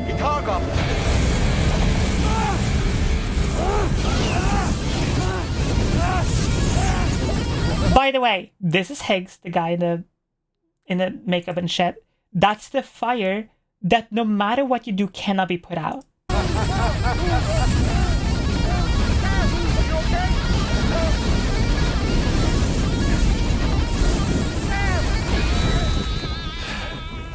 You know, truth be told, I don't really care if you and your crew link up the continent or not. Sam! Because I'm here just for one reason. Sam, get up! And that's to make you suffer. Can't kill a repatriate for good. Boy, you're about to learn. Oh yeah, sorry. This is the tiniest detail, but it pisses me off so much.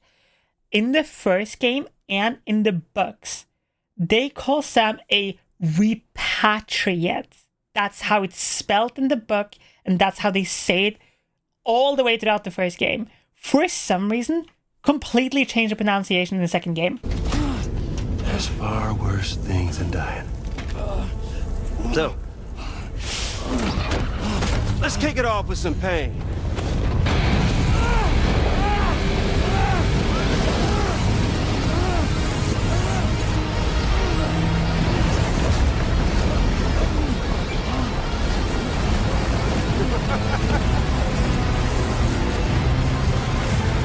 I feel like the game hurt you a lot. Would you believe me if I say this is my game of the year?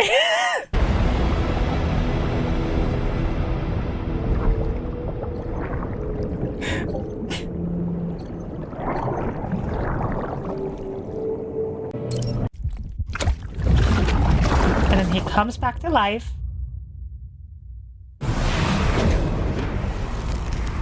And oh, because the fire is fueled by chiralium, which you bring back every time you come back to life. Wow, more fire! Oh yeah, my everlasting flamethrower here has a little bit of an appetite for Kyrie. So, the moment you come back from the seam all covered in the stuff, flames roar to life, the body starts to burn once more. You will writhe in agony. And then you will die. And you'll return once more. Nothing you can do to get you out of it. It won't be long before the pain becomes more than physical.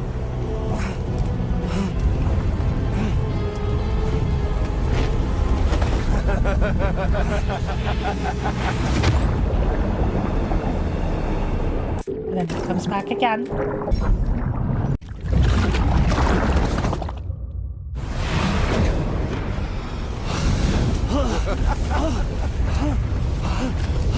You all caught up now?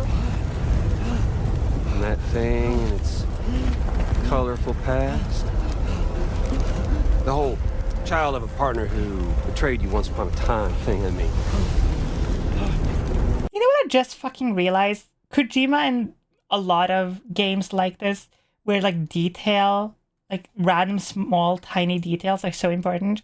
Sam's hair is not burning up. Like, he's not going bald or anything, which weirdly now pisses me off. Like, his hair would be gone in seconds. Why does he got hair? Kojima saw flamethrower guitar in Mad Max and went, yeah, I need that, times a million, and give it to Brendan Fraser's Crow. You want to know why the flamethrower guitar is a thing?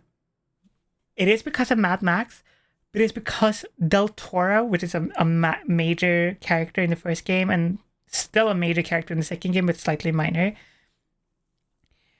literally said, give Higgs the Mad Max flamethrower, and they just made it into a guitar. Suffer for me, baby. I'm so scared now. There ain't no turning gazer for you, Sam. No crossing over to the other side. So suffer. Yeah. Suffer through the day you were born.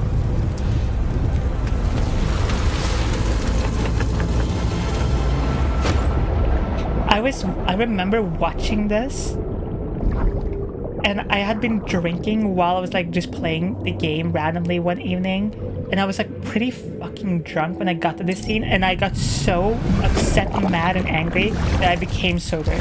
That's how upset and angry I was at this scene.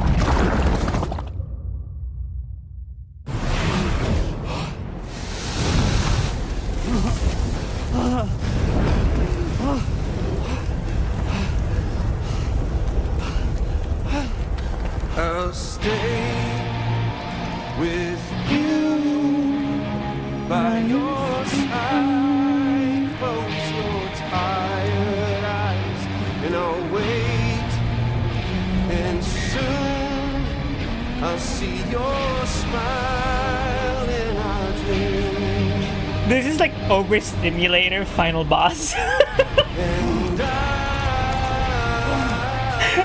This man, I just realized this. This man is burning you, playing loud music, touching you without approval, by the way, killing you over and over and over again, talking mad shit and dropping lore on you all at the same time.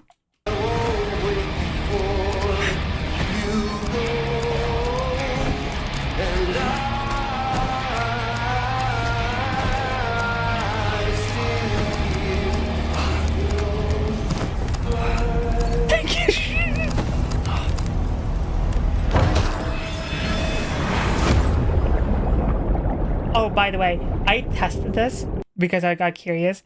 If you don't crawl, he will just keep singing over and over and over again until you get out. Forever. It's... Oh, like, and he has like side notes being like, wow, can't crawl faster than that, Sam. Dude, even the baby is upset. Like, let me the fuck out, you piece of shit.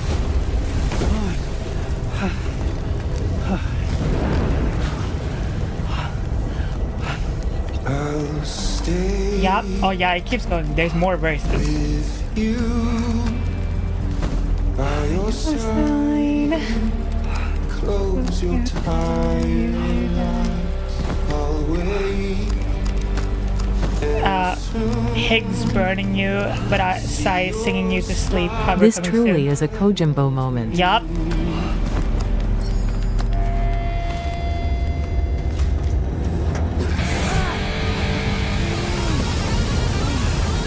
I don't really understand how more fire helps in any way, but whatever.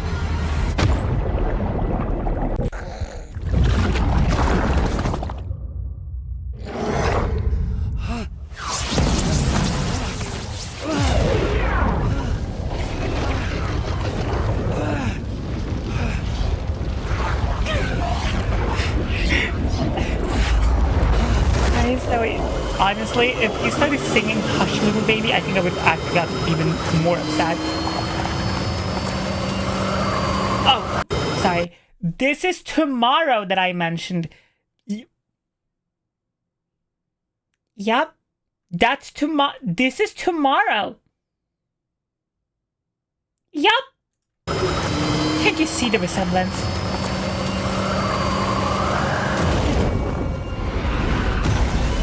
She wearing a wedding dress? Yes. Yes, she is. It's more like a nightgown thing. Whatever. It kind of looks like a wedding dress. Wait for it. Sam. Sam. What did he do to you?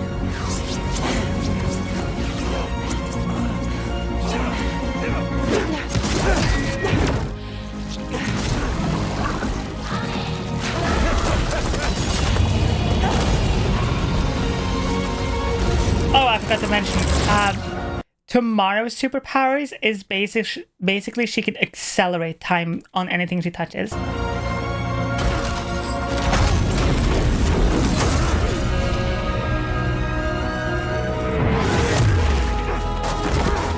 Oh, that punch felt so good first time I saw it.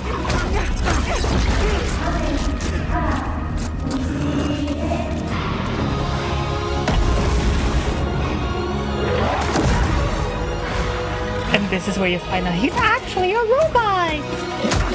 You haven't been fighting him at all!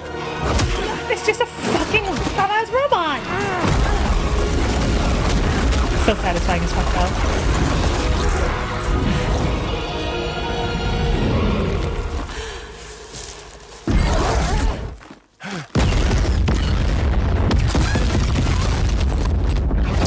Okay, here comes this scene, or the part of the scene that I'm like, that upset me so much. Not this part. This part is okay. The torture part, I'm mixed about. Oops. Catch you later.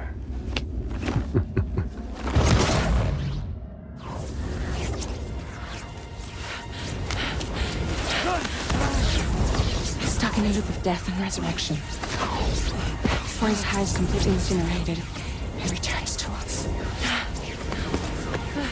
His body is restored, only to be burned again. Don't! Even if you speed up time, the flames won't die. Come on, Sam. Come on!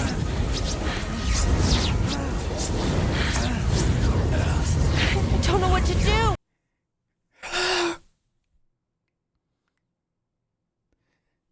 Maybe the character with the rain powers can help. But no! Keep murdering him over and over again, it's fine.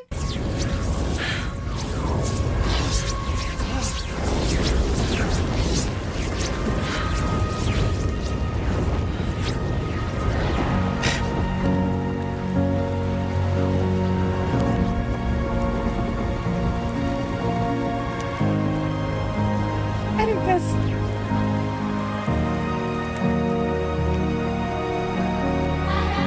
Why are we holding hands? Give the man space. Again, overstimulation, 5,000. What? What are y'all doing? This makes less rain touch him. Because you're in the fucking...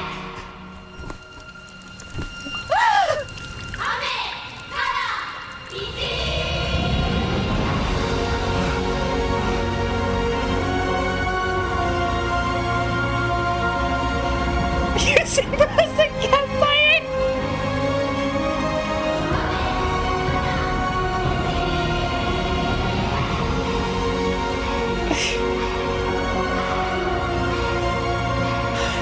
My god.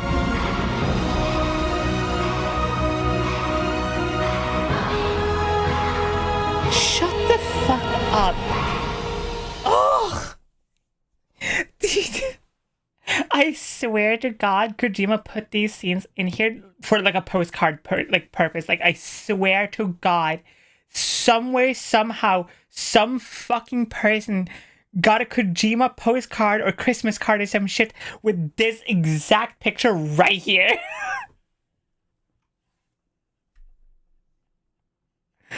And that's ugh.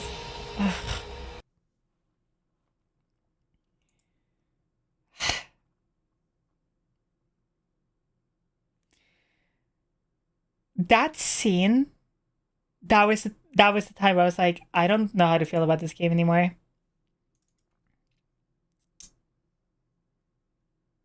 This is what getting pegged feels like.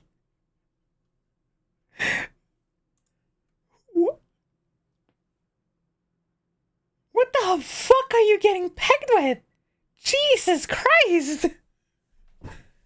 You're telling me that getting pegged feels like a guy puts you on fire forever and then 3 women beat up said guy and then puts you out with water?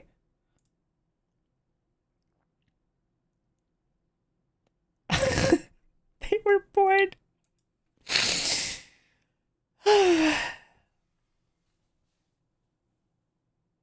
Is it because it burns? It shouldn't burn, by the way. If you're getting pegged, it shouldn't burn at all. You're not prepping properly. Ugh. God. So yeah, that was the scene of Death Stranding 2 that I was like,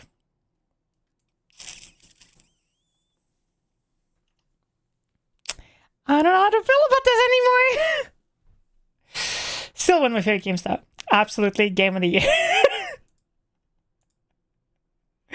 Listen, okay? Listen to me. I know this game is probably not that good. I know a lot of these scenes are fucking garbage. But it's also Death Stranding, so I will give it a 10 out of 10 no matter what. Hey, at least I'm open about my biases. It's just like I mentioned at the start of the stream. People whimpering for me. Whispering in someone's ear to turn them on when I shouldn't be.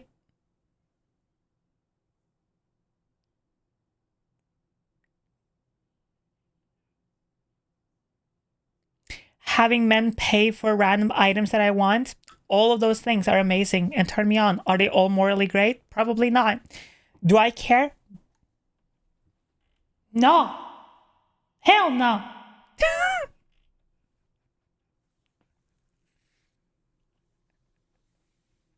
I'm scared. Scared, huh? See. It's Kojima. The random bizarre scenes are the feature, not a bug. No. I am fine with the random scenes and shit. That's not a problem for me. My problem is in the first game, in the first game, like I mentioned earlier, is like, holy shit. In the first game, I felt like a lot of everything really kind of like made sense most of the time, right? Where I feel like in this game, this felt like a remake of the first game. Weirdly. And I don't love that feeling. Because I don't know why, but it feels like the second game is just kind of like, oh yeah, this is what I kind of wish I did in the first game. You know? Exactly. It's coherence. You gotta make sense. And it's like, honestly, I feel like Kojima, when he has these three female characters, he has no idea what to do with them. There's a part of the game where he just sends them away. They're just gone for like a good chunk of the game. Just fuck off, gone.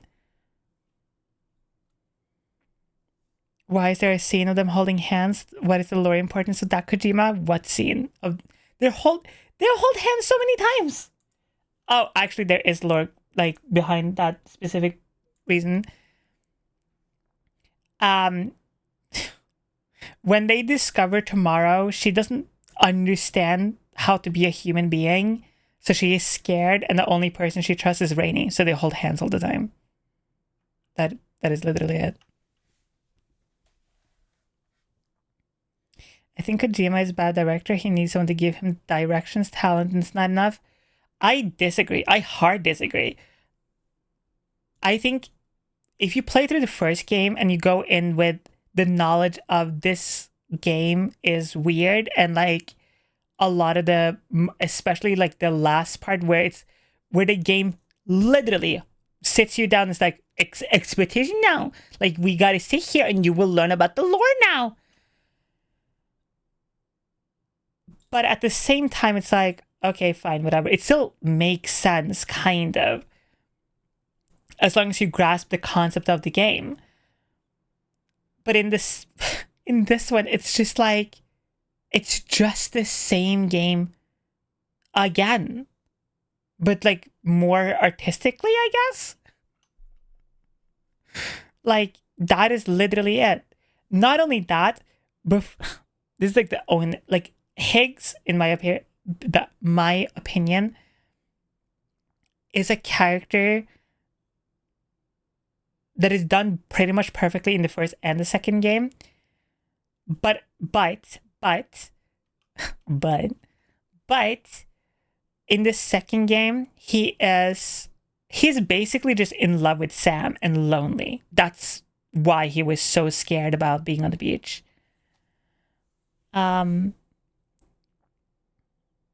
And then, so like the way he is played and portrayed in the second game is very much like, if you ever watch the show Hannibal, with Matt Mikkelsen and Hugh Laurie.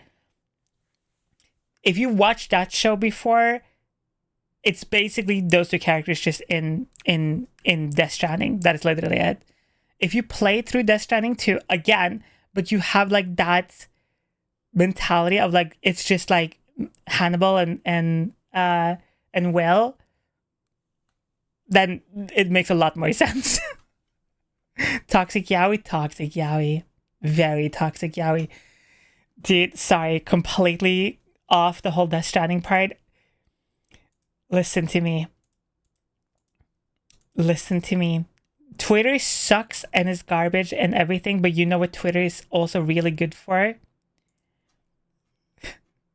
A lot, and I mean a lot of Hannibal yaoi stuff. So much. So much.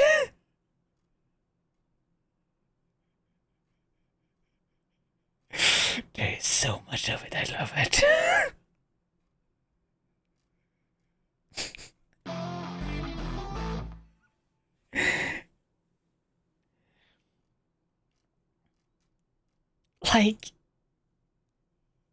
like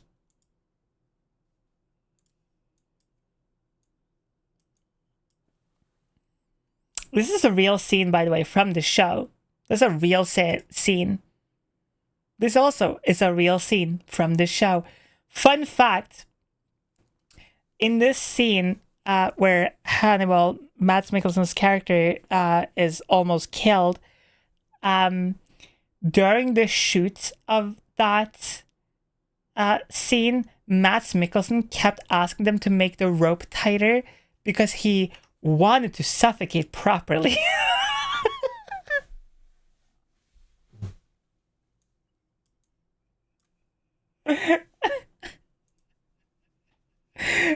By the way, for if you have never seen the show before, for context, the guy who's trying to kill him is trying to like hang him, and obviously they didn't want to actually hang Mads Mikkelsen, right?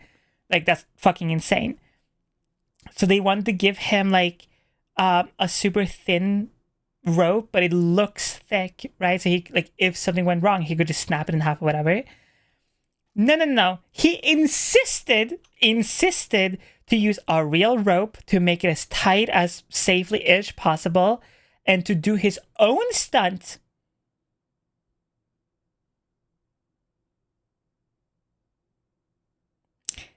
And like in the episode, the character is trying to kill him, gets shot, and like is laying on the floor, and then he like kicks the bucket, whatever he's standing on, and then like he starts choking, right? And then the other character, Jack, is supposed to like run over and like grab him. But he's still like hanging there for like a good 2-3 seconds, maybe a little bit more, right? And they had to reshoot that take a couple of times. So Mads Mikkelsen just like got choked, got taken down, and just did it over and over again until they were like, okay, we have enough now, I guess. Hi, Sandy. Mads Mikkelsen actually has a line in his contract that specifies that any role needs to have just a little bit of choking. I love him. Listen, as we all know, I'm Norwegian. I can't love any Danish person, no matter how amazing. But there's always an exception to the rule. Masochist for real, for real. Hi, Cyber!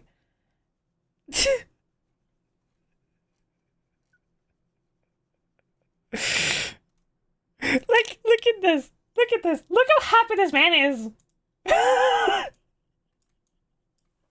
It's like, yep. I'm exactly where I want to be.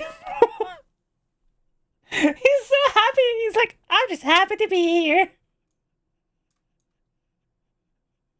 here. Chat, listen. If you find a person in my bed exactly in this position, trust me, they're exactly where they should be.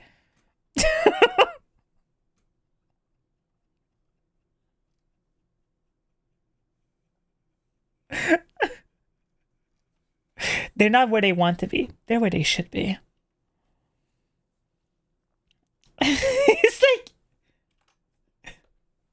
hey.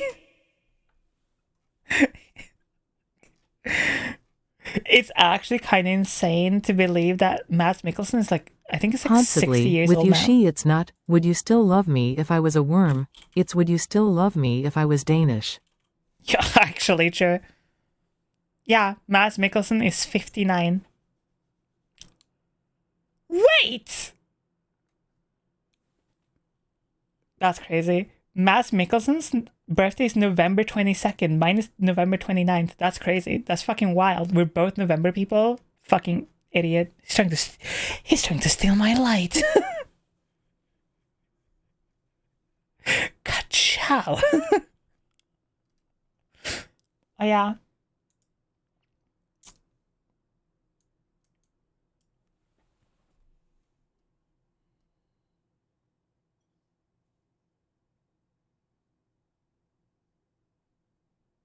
$60 old, by the way.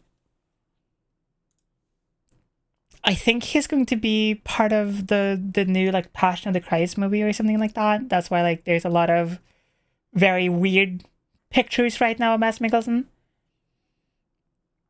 Why is everyone I like a November kid? You, Mads, my partner. Listen, November is his best month, okay? Because we're the best people because our parents chose to have us. We're too far into the year to be accidents.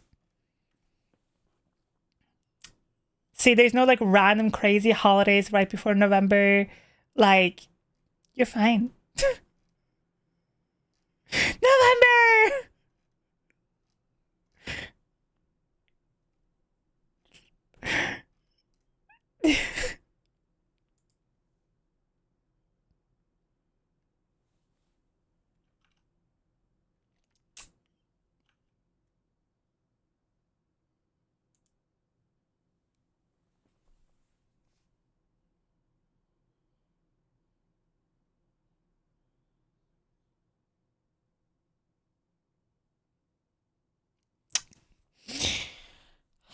Oh God, I love watching men kiss.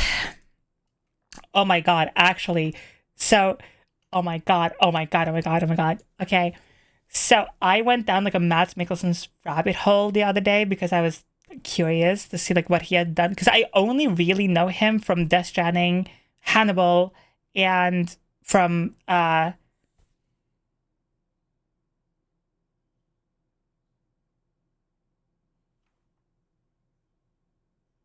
the fuck?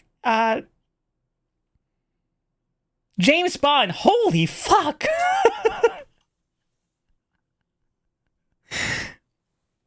Like, I haven't even seen James Bond. I only seen the pictures of Matt's character. So I went down a rabbit hole of Mads Mikkelsen's movies and stuff, right? Just to see what he has done. This man has kissed so many men on screen. He has been naked so much. Dude, you don't have to like think, you don't even have to wonder how he looks naked. There is evidence everywhere. You can literally Google Mads Mikkelsen's fucking dick and like it's not only is it out there, it is proudly presented many times. It's crazy. There is so much. He has been in a movie called, I want to say it was called The Lighthouse or something like that. It's like him and William Dafoe. And like, I want to say it's like it was like this weird ass fucking movie. And the part in the movie, they get naked and just run around. And like, they're both just naked and running around. And just, everything's on display. No hiding nothing. It's crazy. It's wild. It's very artsy. Yeah, it's very weird. Imagine having a proudly presenting dick. a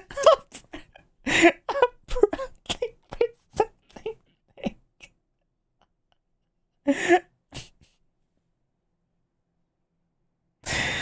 I will argue that no penis, no matter how long or short or whatever, is like nice to look at per se. It has to be like the entire body, in my opinion. But what about a shy one? Like I said, it has to be the entire person. It's like, it's the whole package. It's, you don't give a fuck about the ribbon, you care about the entire package. Side quotes to live by, baby! Goddamn! Jeez. I'm like on my fucking roll today. God damn. Like, you can have an you can have an impressive cock. You can have like an impressive dick, like size or whatever, but I still feel like it doesn't really matter. Like, it can be one of those like, wow, and then like, it's over so fast, just like you. So like the entire thing has to like make sense. Unironically, I have been told I have an aesthetically pleasing dick, and I think the rest of the package is easy on the eyes. This user has been banned. Wild. Why is my voice like 2 fucking octaves slower than it should be? Oh, hi there. Wild convo. Is it? I feel like this is a normal conversation in my stream. Your dick size doesn't matter if you as a person are an even bigger one. True facts. Real. True. Real. A dick is like a roller coaster. Listen, a dick is more like, I don't know. Wait, actually, scream on it.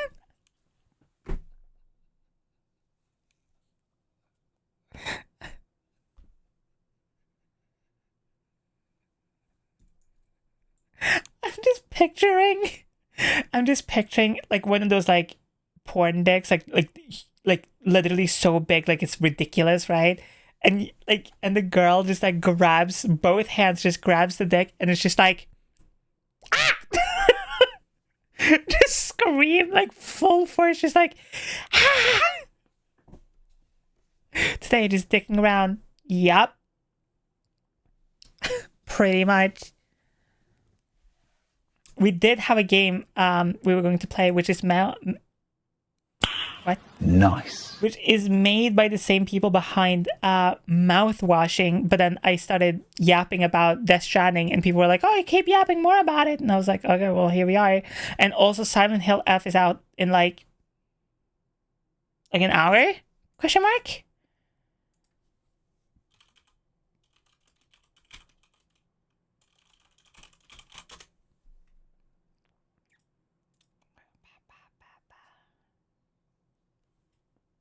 Oh. I was like, what?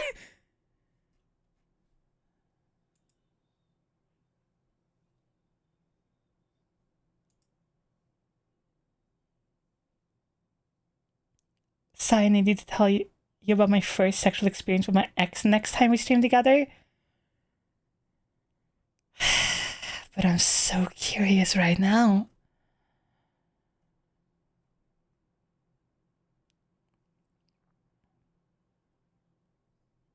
No fuck ass way. This is what? It should be open in like an hour and a half, 2 hours, something like that. I'm not a Silent Hill fan, girl. Fuck.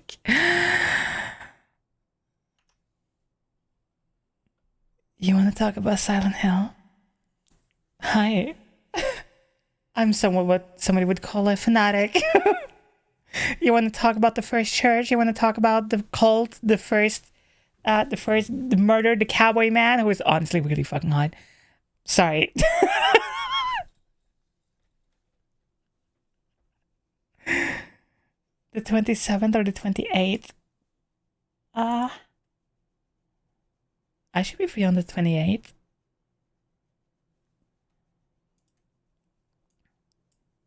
I would love to stream more with you. I love Silent Hill. We are playing Silent Hill F in the Discord server tonight, as soon as I have it unlocked and I had some food in me. Cyber, you're such a good girl. Thank you so much for being here, sweetie. Hell yeah, Kono, can't wait. Can't wait to hear about this. This is gonna be a wild stream.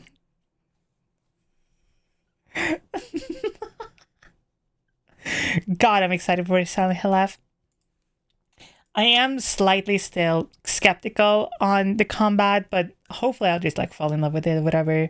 Or the story is just so goated that I'm like, I don't care about it anymore.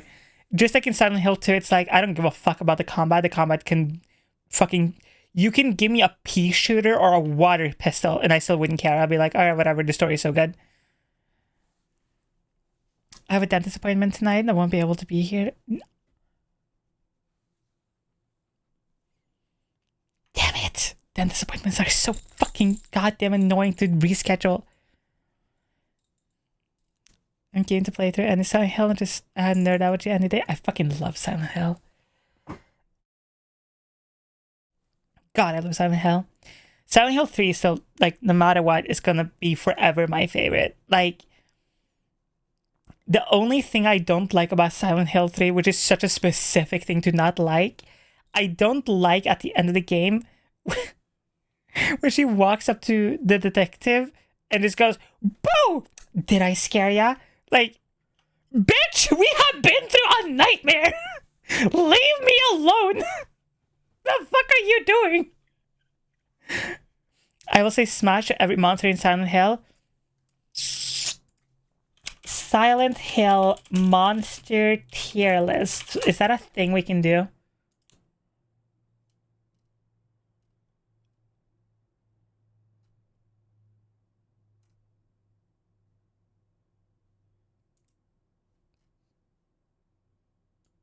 The pictures are so small though. What the fuck?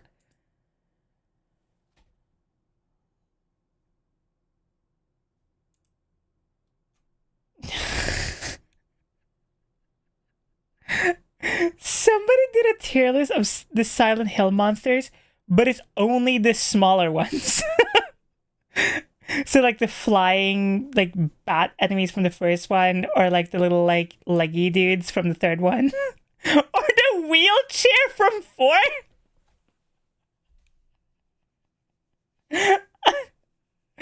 Okay. It's such a specific one.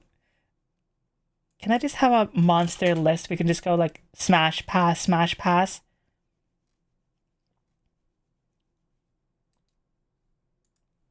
Okay, here, we'll just go like this. This song reminds me of the song me and Z is putting together. Okay. This is big enough. I mean, it's always big enough. Sorry.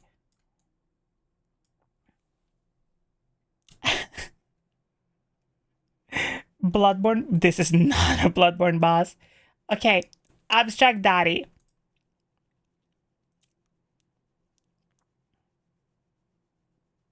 Holy shit.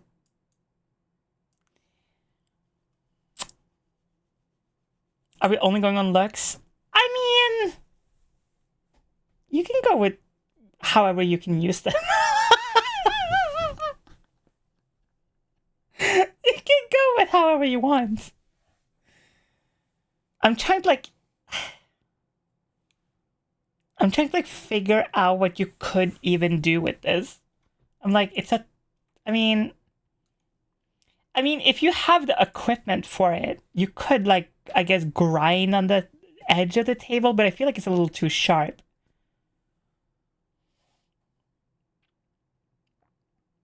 No, we're not going by lore. No.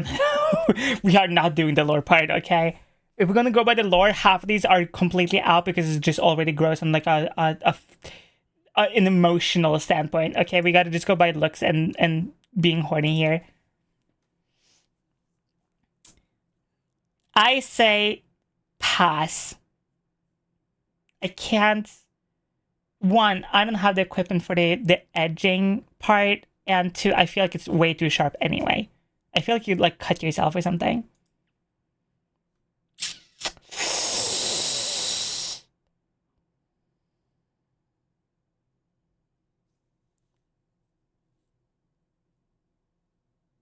Smash. 100%. This is just Abstract Daddy again. Again. That's the old design of Abstract Daddy. Why is it only... Wait, is there gifts? Oh yeah, there it is. They had the remake one? Wait, didn't they change it in the remake? Yeah, they did. This is the remake one.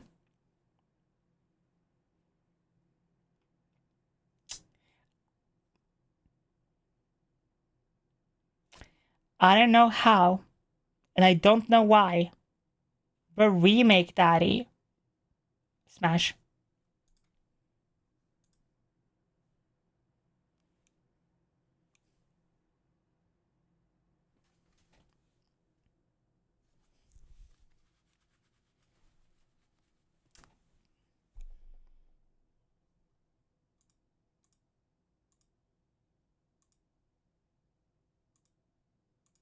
Damn it. Okay. Anyway, Needler.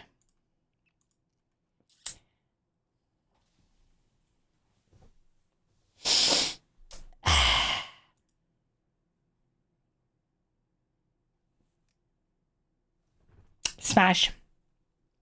Smash. There's something about knives.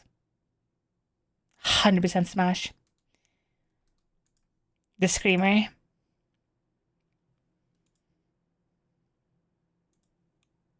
These are kind of hard to see like properly because they're only in the first game.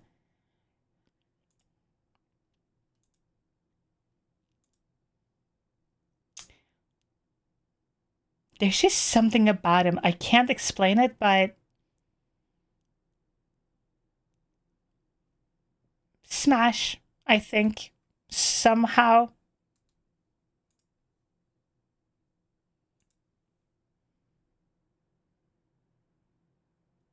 There's another one from the first game, I think. Yeah.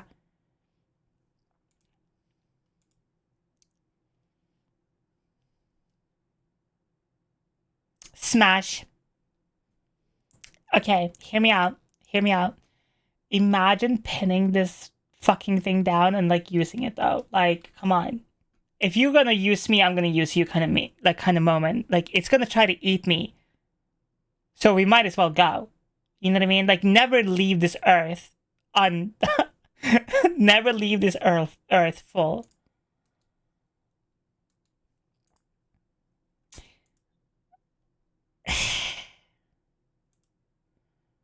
This is like when the final bosses, or at least one of the bosses. Honestly,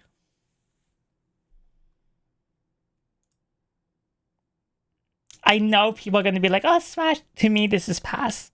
It's too masculine. It's too generic, almost a little bit. It's a little like, I can't smash the Needler and then smash this. You know what I mean? Like, come on, we gotta have some class here.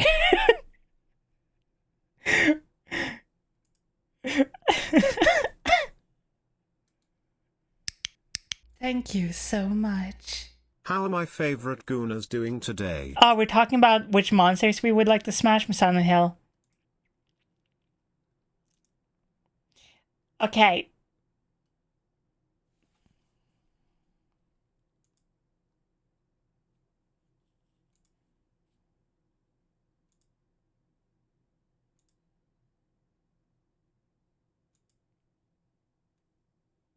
It's too weird. Pass. Please smash. Fair. This is the equivalent of gooning of Death Stranding fire thing. True. Are we going for an apocalyptic smash, or in any way, shape, or form you so desire? Like, remember, half of these creatures are trying to murder you, eat you, or use you for whatever fuck ass reason. Hi, Dib. Thank you so much for the raid, sweetie. Yeah, I say pass. I think.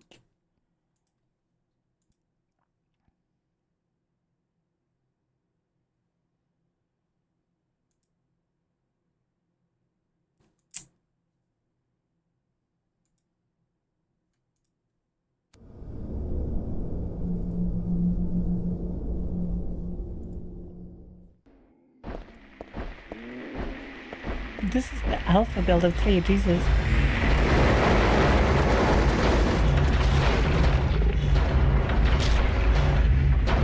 They're not supposed to be that big at all. But also,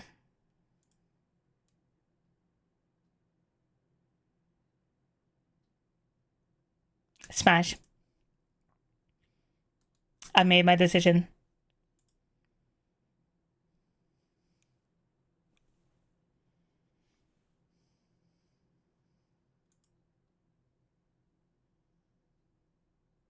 Why am I so horny? I cannot. I was like, I cannot recognize this monster at all. Like, I was going crazy figuring out where the fuck this is from. It's from Silent Hill F. I was like, what? I was like, which Silent Hill is this?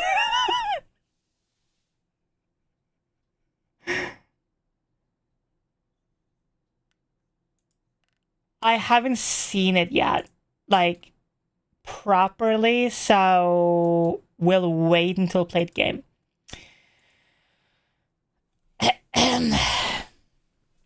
Excuse me, everyone. I am breaking the bed frame. Excuse me, everyone. Hold up.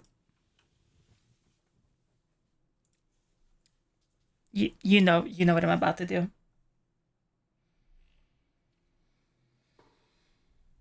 Smash! Woo! You couldn't fucking pull me out if you tried, bitch! Smash!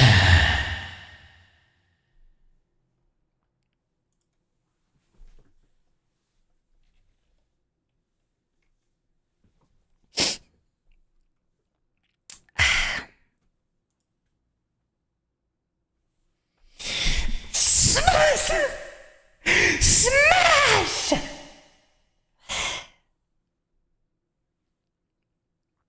Wait, chat, do you want to see like an old art piece with a mutual of mine from like way back?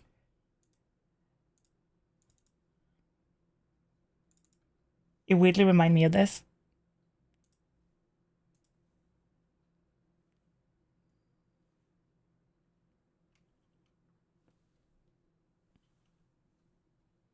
And also feet.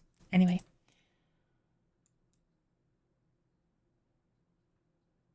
I wouldn't actually say somebody drew me as the nurse way back, but I can't remember where it is.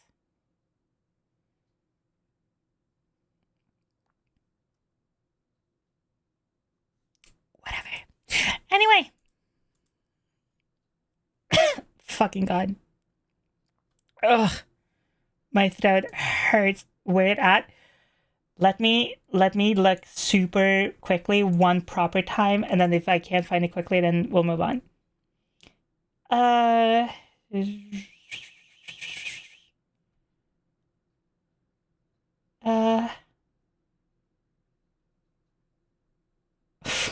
forgot about that. Jesus Christ.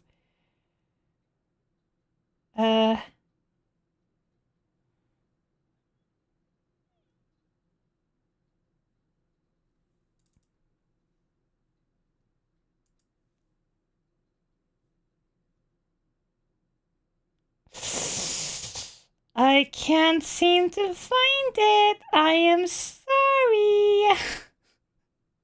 Somebody did draw me as the nurse like way fucking back.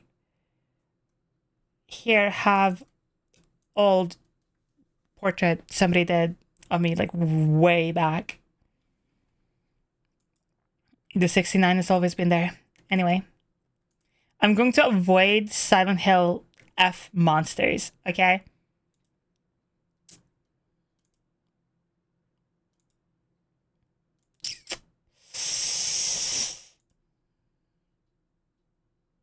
This is aerials. These are like the tiny ones from like 6. I can't remember. This is from one of the weirder games.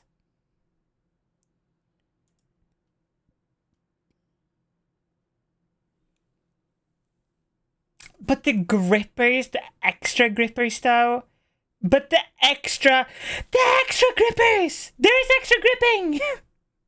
There's extra grip edge!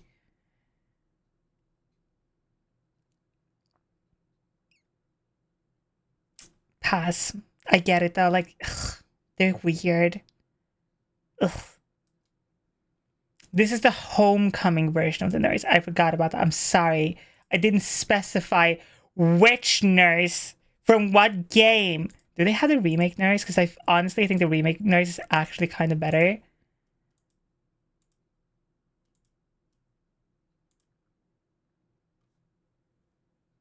hold up. Can I find the SH remake nurse? Yes. Okay. When they introduced the nurse in the remake, there is 2 versions of them. There is the normal like white like clad version, but there is also the zipper version, which is the official name for some reason, whatever. They're basically like BDSM coded Silent Hill nurses. It is as hot as you may think it is. Like, come on. They look so much better in dark clothes. Fuck. Everyone looks better in black. Smash. Obviously. Okay. Armless Man. Armless Boys from the movies / the 2. What do we think?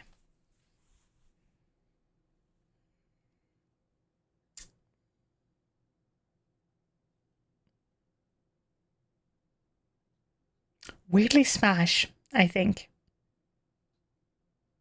I don't know why. I don't know how.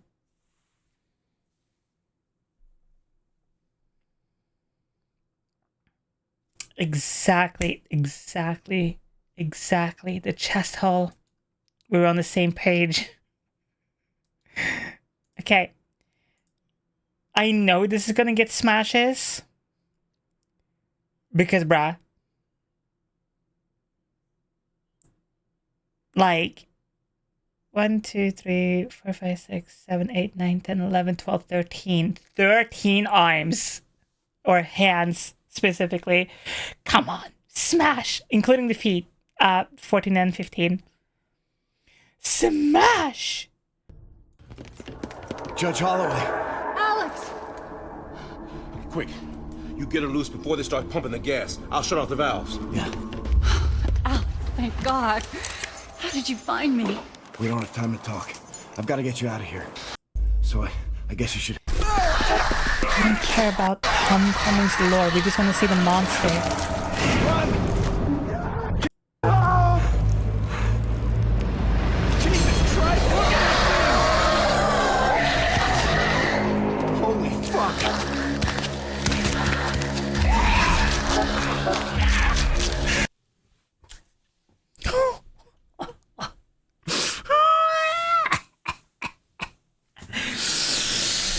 Let me have her. Sorry, what did I say? I mean, who said that? What? What?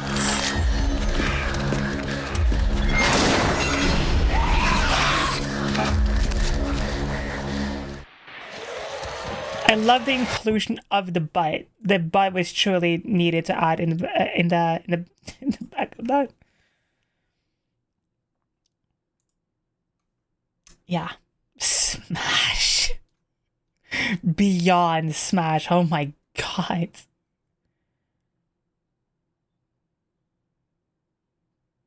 Oh, from the comics. This is Awanita, which I want to say is the old woman question mark, or is this the devil thing? I can't remember. Basically, it's the entity that like started or was part of the catalyst to start Silent Hill as like a curse and whatever. Lore doesn't fucking matter. Smash. Kind of? Maybe? Well, okay. The whole point of her character is like try to steal a baby / try to get pregnant. And then that fails, so she steals another person's baby, kind of. But also, I mean, like... But also, like... I mean, it can get pregnant. And also, it is like a demon entity, Satan thing, whatever.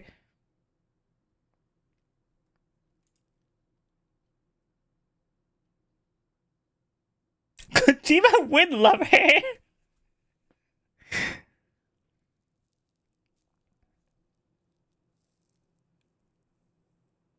Okay, I don't think I would smash it personally, but I think a tag team with her would be amazing. So like, tag question mark, you're it.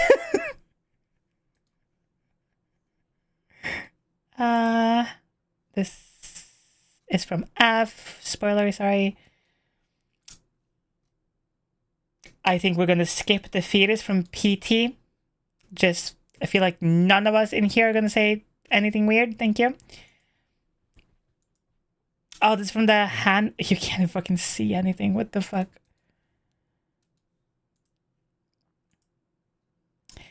The belated monster.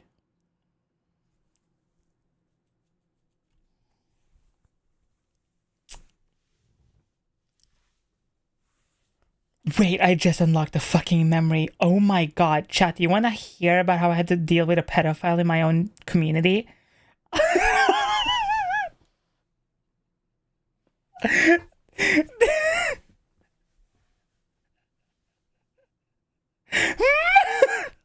What did she say? Let us know. So, okay, hold up. Basically, I was, this is, I want to say like 4 years ago, 2 years ago, in that like time span, in that time span of like not fully like committing to being trans, but like definitely thinking of it, that awkward kind of like, you know, and I was playing 2 specific games when it happened, not 3, 2, what? 2. I was playing through God of War 2018, and I was playing, there is a game, super old, like, collab game called Who's Your Daddy? Where, like, one person is a baby, and another person is, like, the parent trying to catch the child from doing something stupid, right? And it started off weirdly light, right? Like, this person came in into the chat and was like, hi, my name is their name. I can't even fucking fully remember the name. Came in and was like, hi, my name is Des. I'm really into lolicons. I love anime and I just have been watching you for a while and I just wanted to pop in and say hi. I said, hello, welcome to the stream, whatever. And it just stuck around basically. And so I was playing, like, Who's Your Daddy with someone, and they were like, oh my god, like, imagine being a baby, that would be so amazing, that would be so awesome, I would love to be, like, tiny and petite and tiny and small, and I could be, like, manhandled and thrown around and used, and I'm like, okay. And every single time I've always been a gooner, but like I usually wouldn't talk super openly about my sexuality and stuff for very obvious reasons at the time. And so every time the chats became more, sexually driven and stuff, they would always comment how like age play was so amazing, how like you wearing a diaper is amazing, blah, blah, blah. And I'm like, I try, okay? I try not to kink shame, okay? Whatever makes you happy, I love that for you. As long as it doesn't harm anyone or yourself, unless, it's in the way you like. I'm like, I don't care. And I try to be as open and accepting as I possibly can be as a person, right? Now, just because I don't want to shame you for having your kink, doesn't mean I won't fucking think it's weird as shit though. And I always would comment and be like, why are you into something like that? That is so weird. Like, I don't get it. And I want to understand why. And they would just be like, oh, but it's so amazing. You don't have to like use the bathroom. You can just like pee right there. And I'm like, okay. And I'm like, whatever. And then they just like would make comments like this from time to time. But it wasn't like something I thought about too much because I'm like, well, whatever. People say weird shit anyway all the time. And then, when I started playing God of War 2018, which, if you do not know, it's when Kratos has become a dad again, and you have the boy, Atreus, And he's like, I want to say he's like what, like 12, like less than 10 years old. Like I have no idea. Like he's really, really, really young. And he looks like this in the game. Like literally, this is the boy, and this is Kratos. And I'm like playing through the game. And I would do like super, super, super, super, super long streams when I did these streams, and I hadn't seen them around in a very, very, very long time. And so like, because I guess I was live for so long, they just like pop by and said hi and shit. And they were like, oh my God, Sai, it's been so long since I've been here. I hope you're having a good day. Like, whatever. And then in the middle of me playing the game, there's like a scene or something where like Kratos like grabs Atreus like by the shoulders and like holds him in place. And he's like, you gotta like man up or some shit like that, whatever. And they were like, oh my God.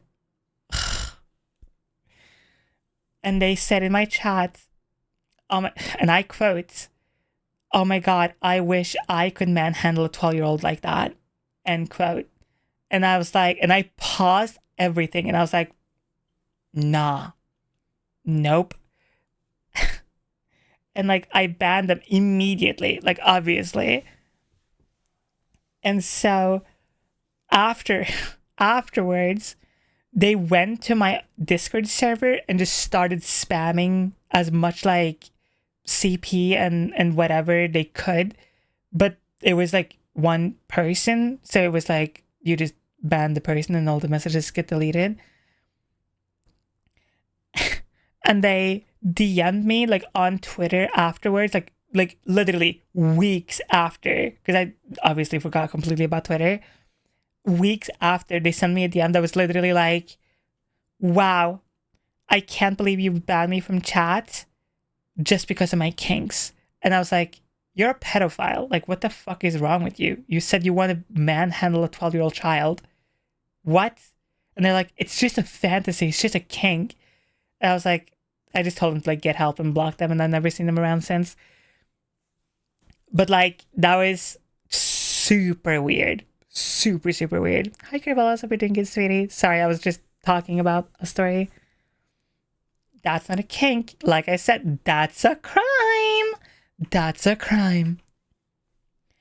Yep. Some people just gotta fuck off forever. Specifically also from me forever. Thank you.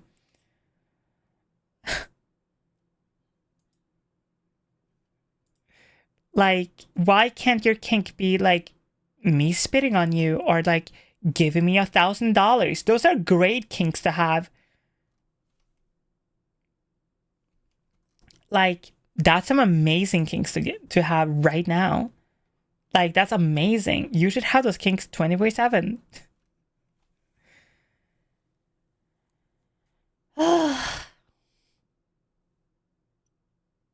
Is that a little dinosaur?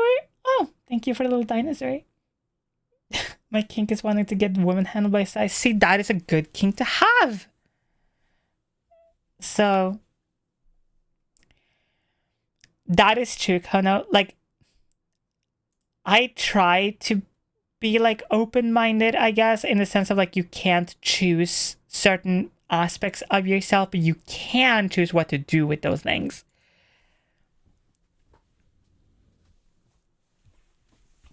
And to me, it's one of those. Like, if I woke up one day and I had one of those inflections or whatever, I think I would just go and fucking just end my life. Like, I'm so serious. Like, that's crazy. Like, some people just be wired wrong. But also, it's like, I feel like there are certain people who may be wired wrong or whatever, but they will like just do whatever they can to like sterilize themselves or whatever. And if that doesn't work, like, okay, whatever. But they still try to like not be a monster. But then there's other people who are like, I haven't done anything, so it doesn't matter. It's like, Yes, it does! If I am driving my car and I've never worn glasses my entire life, and I just think the world is just a blurry mess of nothingness, and I'm driving a 2-ton fucking car, now suddenly glasses matter a lot. Ugh. Had to swap the wires for it, missing like 2 minutes. Basically, I had a person come in here saying that Atreus from God of War 2018, they wish they could manhandle someone like him, and I banned them, and they were like, I can't believe you banned me for my kink. And I'm like, not for your kink, because you're gross and weird. Get out, please, forever. It is honestly so upsetting how many weird people I've had in my community sometimes. There are just, I want to say, there are certain individuals that I feel like are attracted to certain communities, and sometimes I'm like, dude, some of y'all need to like just touch more grass. I hate how many people forget that do not operate heavy machinery after taking this medication also includes cars. True, actually. Thank you for little dinosaurs. Yep, I can see how we ended up here. Yep. It's tiny, or not tiny things, but there are moments like those that I think very harshly about my own career. Like, it's so interesting, because I mentioned this earlier throughout the stream, that like over the weekend I had like a long thunker, because I've been having like, okay, my feelings on like making content this year has been so all over the place. Normally I'm a very focused individual, like I kind of know what I want, whatever. Where this year I kind of realized like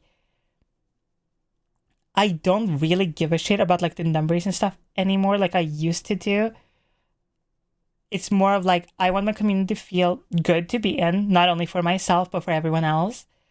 I want to obviously like help other people who are in their own transition in any way, shape, or form I can, by my own experience and by telling and educating on my own experience and shit.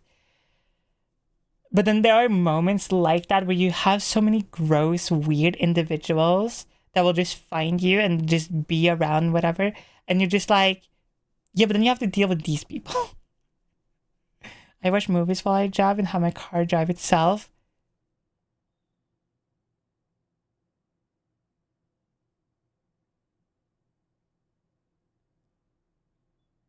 It's crazy how I immediately got a headache right after like just reading that sentence. That's crazy. That's actually fucking insane. I'm sorry. That's fucking nuts.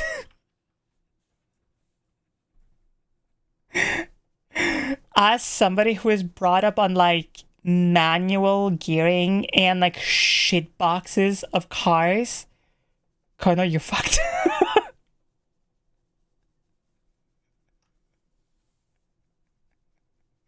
Like, I never, ever trust any self-driving shit, ever. Is the car's job to drive? I'm just supervising.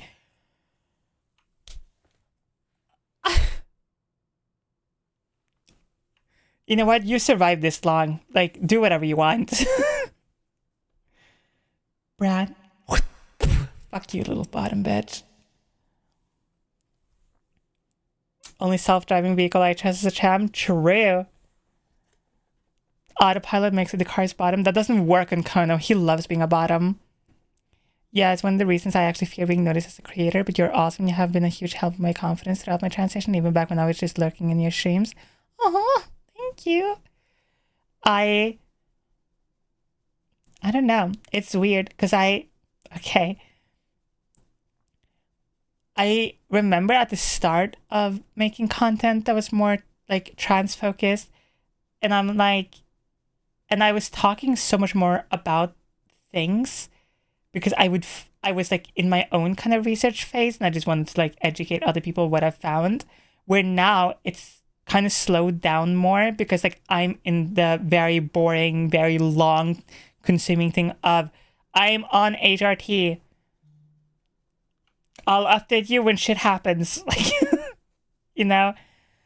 And it's just like, and it's such a small change every once in a while. If you don't even notice half the time, and then you're like, oh yeah, I guess that thing now. Like as an example, I wear rings sometimes. If you don't know, I have like a lot of rings and shit. And I noticed that some of my rings like kept falling off my fingers. And I thought it was because like I'd lost weight or something. No. My skin is gotten so smooth that the rings like fall off my fucking fingers. So like my morning routine is literally like this. I wake up, I gel myself because I use acid gel. I, do the bathroom business, aka I go to the fucking bathroom, I clean my face, I shave, I brush teeth, that whole shebang. If I'm wearing makeup that day, I do my makeup, whatever. I usually only like wear like eye makeup and like a little bit of a lip balm that has like a slight red tint to it, and like a lip gloss. And then and then I would go upstairs back to my office where I have like all my shit all the time, and I just like have my morning cream and stuff, and I am not ending up on VTuber sneezes again. And I noticed that my skin has gotten a lot softer, and I thought it was because of the creams that I use, but it's just like overall gotten so soft that when I use my creams in the morning, my rings just don't sit on me anymore. Hi, Rudolph. Or like every other AI, it works like 70 to 9% of the time, but it fails randomly at the rest of the time. True. Finally found why my dog with my breast stopped growing. New treatment could start the boob engine again. Hell yeah. Dermatologists hate her. What does a gel taste like? Alcohol. Like ethanol. Like weirdly thick ethanol. Maybe I should go on HRT for skincare. To be fair, my skin does look a lot better since starting HRT, but that is a very common side effect of HRT. Sounds like it tastes like a mortuary smells. Yeah, exactly, actually. 3-year on HRT here, that face is such a drag, but honestly, just seeing you be cool has helped me feel better about me being a brightly colored goth bitch, as you should be. VTuber sneezes what? There is an account, and I don't know if they're still active, but there's an account called VTuber sneezes that would clip people sneezing. My skin is also smooth, so smooth my compression socks needs the rubber knobs at the upper rim to stay up. That is so fucking cute. I love that so much. That is so fucking adorable. Hold on, let me see if I can find VTuber sneezes. Okay, there are 2 of them. Oh, they're new accounts.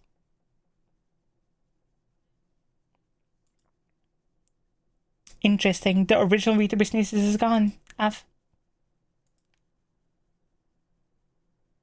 Where's so many, you know what it tastes like? Because there have been many times where like I like have done my gel and stuff in the morning, forgotten to wash my hands, and like brush something like off my mouth or toothpaste or something, and like it's brushed against me, and I'm like, okay.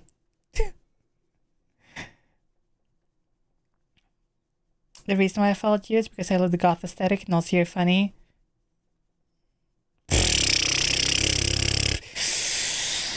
How dare you? How dare you? Can't call me funny. Just going around chancing everyone with her gel hands. Actually true. Actually true. That's one of the side effects of like, if you have gel and you live with other people, you have to wash your hands super fucking well. Love the little peep ref in the hair, by the way. Star Shipping is a banger.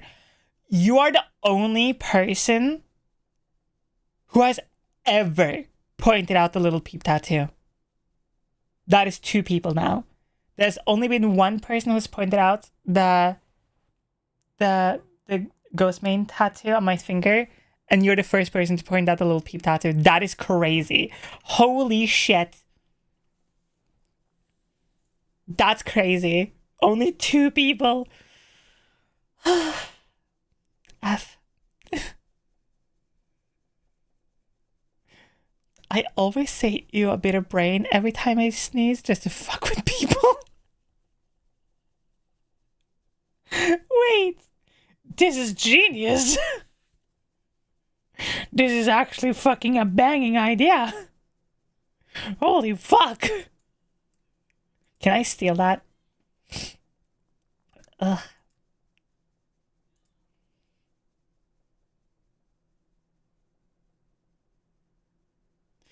God, I'm so fucking excited for Silent Hill. Sorry. But yeah, what the fuck was I even talking about?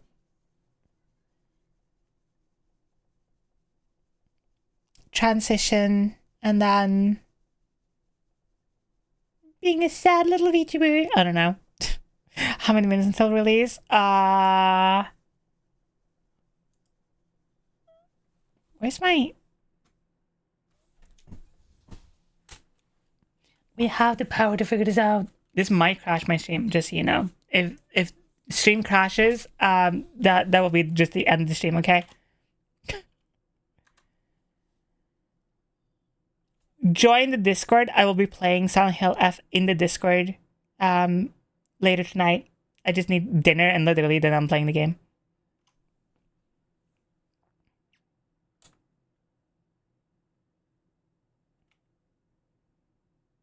It's open in an hour for me.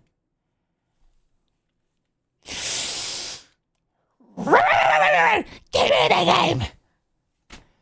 Hand it over right now.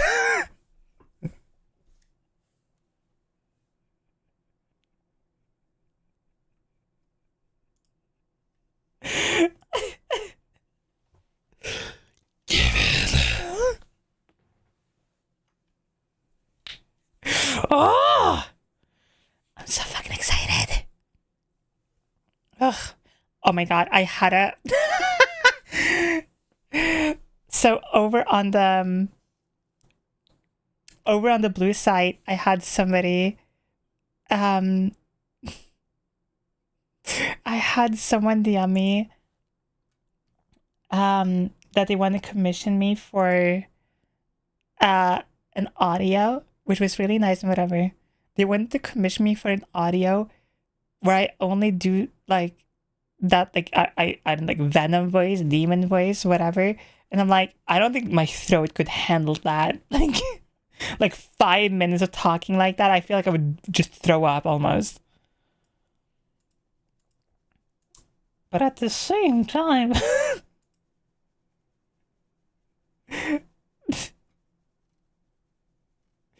God,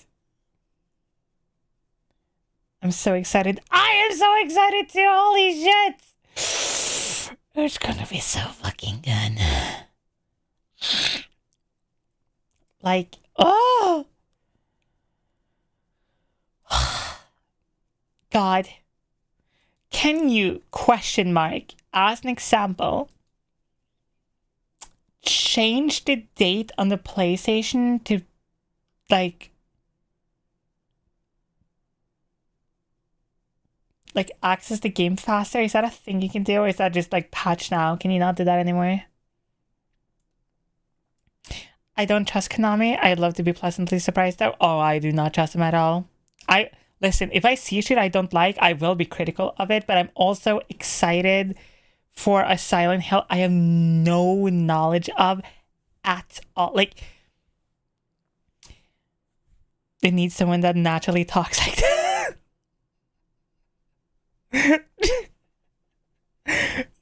Just imagine sounding like that 24/7, and you go to the cashier or like through the drive-thru or something. A large Coke, please. please.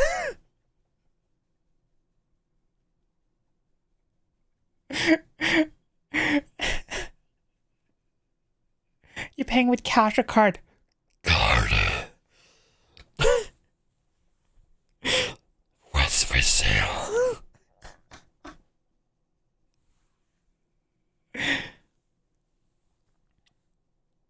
Us PC girls get away 5 hours. I have an hour left. Master with Soul Calibur.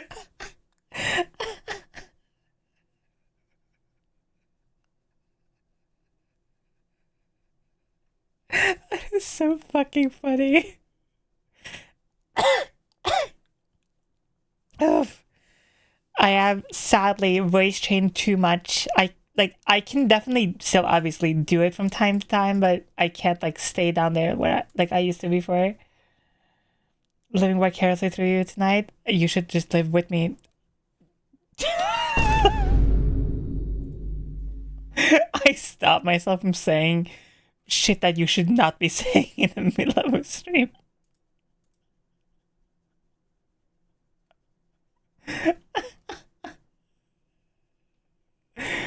Oh. Holy shit.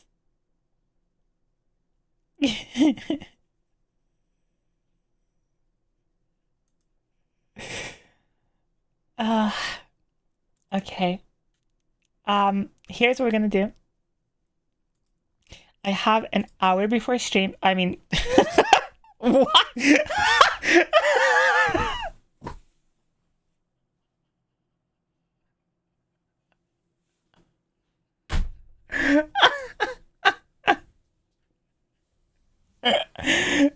See, the problem with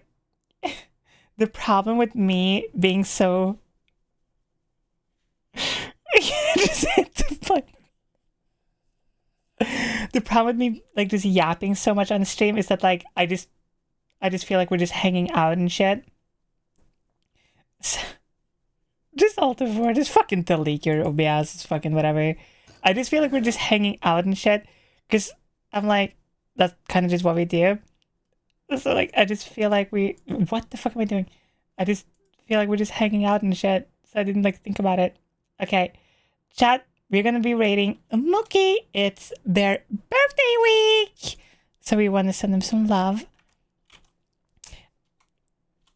I almost typed rating in Mookie's chat. That's not how rating works.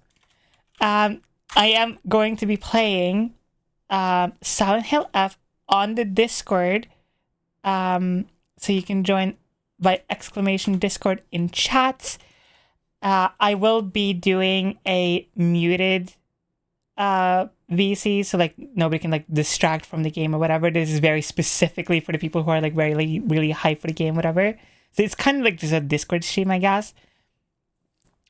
And then like if I keep playing like for a really long time, obviously I'll just like make it so like everyone can talk and shit. But that's like the plan, so we can all just like absorb the game, you know, just like beam into our skull. I'll be talking and shit just like here on stream. The only difference is there won't be a model. That is the only thing. But you can just, I don't know, grab a PNG or one of the art pieces I posted and just have it on while you're just like chilling or something. I don't know. Okay, we're gonna rate the Mookie. Please go say hi, show them some love, and tell them I sent you, and tell them that they're beautiful and sexy and amazing and beautiful and sexy. Thank you everyone for coming by to this stream, and of course, I hope you have a beautiful night, evening, day, whatever. I will see you, or some of you at least, in the Discord server for Silent Hill. Thank you so much for being part of the community and being here and just listen to me yap and shit. I promise you, tomorrow we are doing the mouthwashing type game, just to check it out. And I'll see you all later.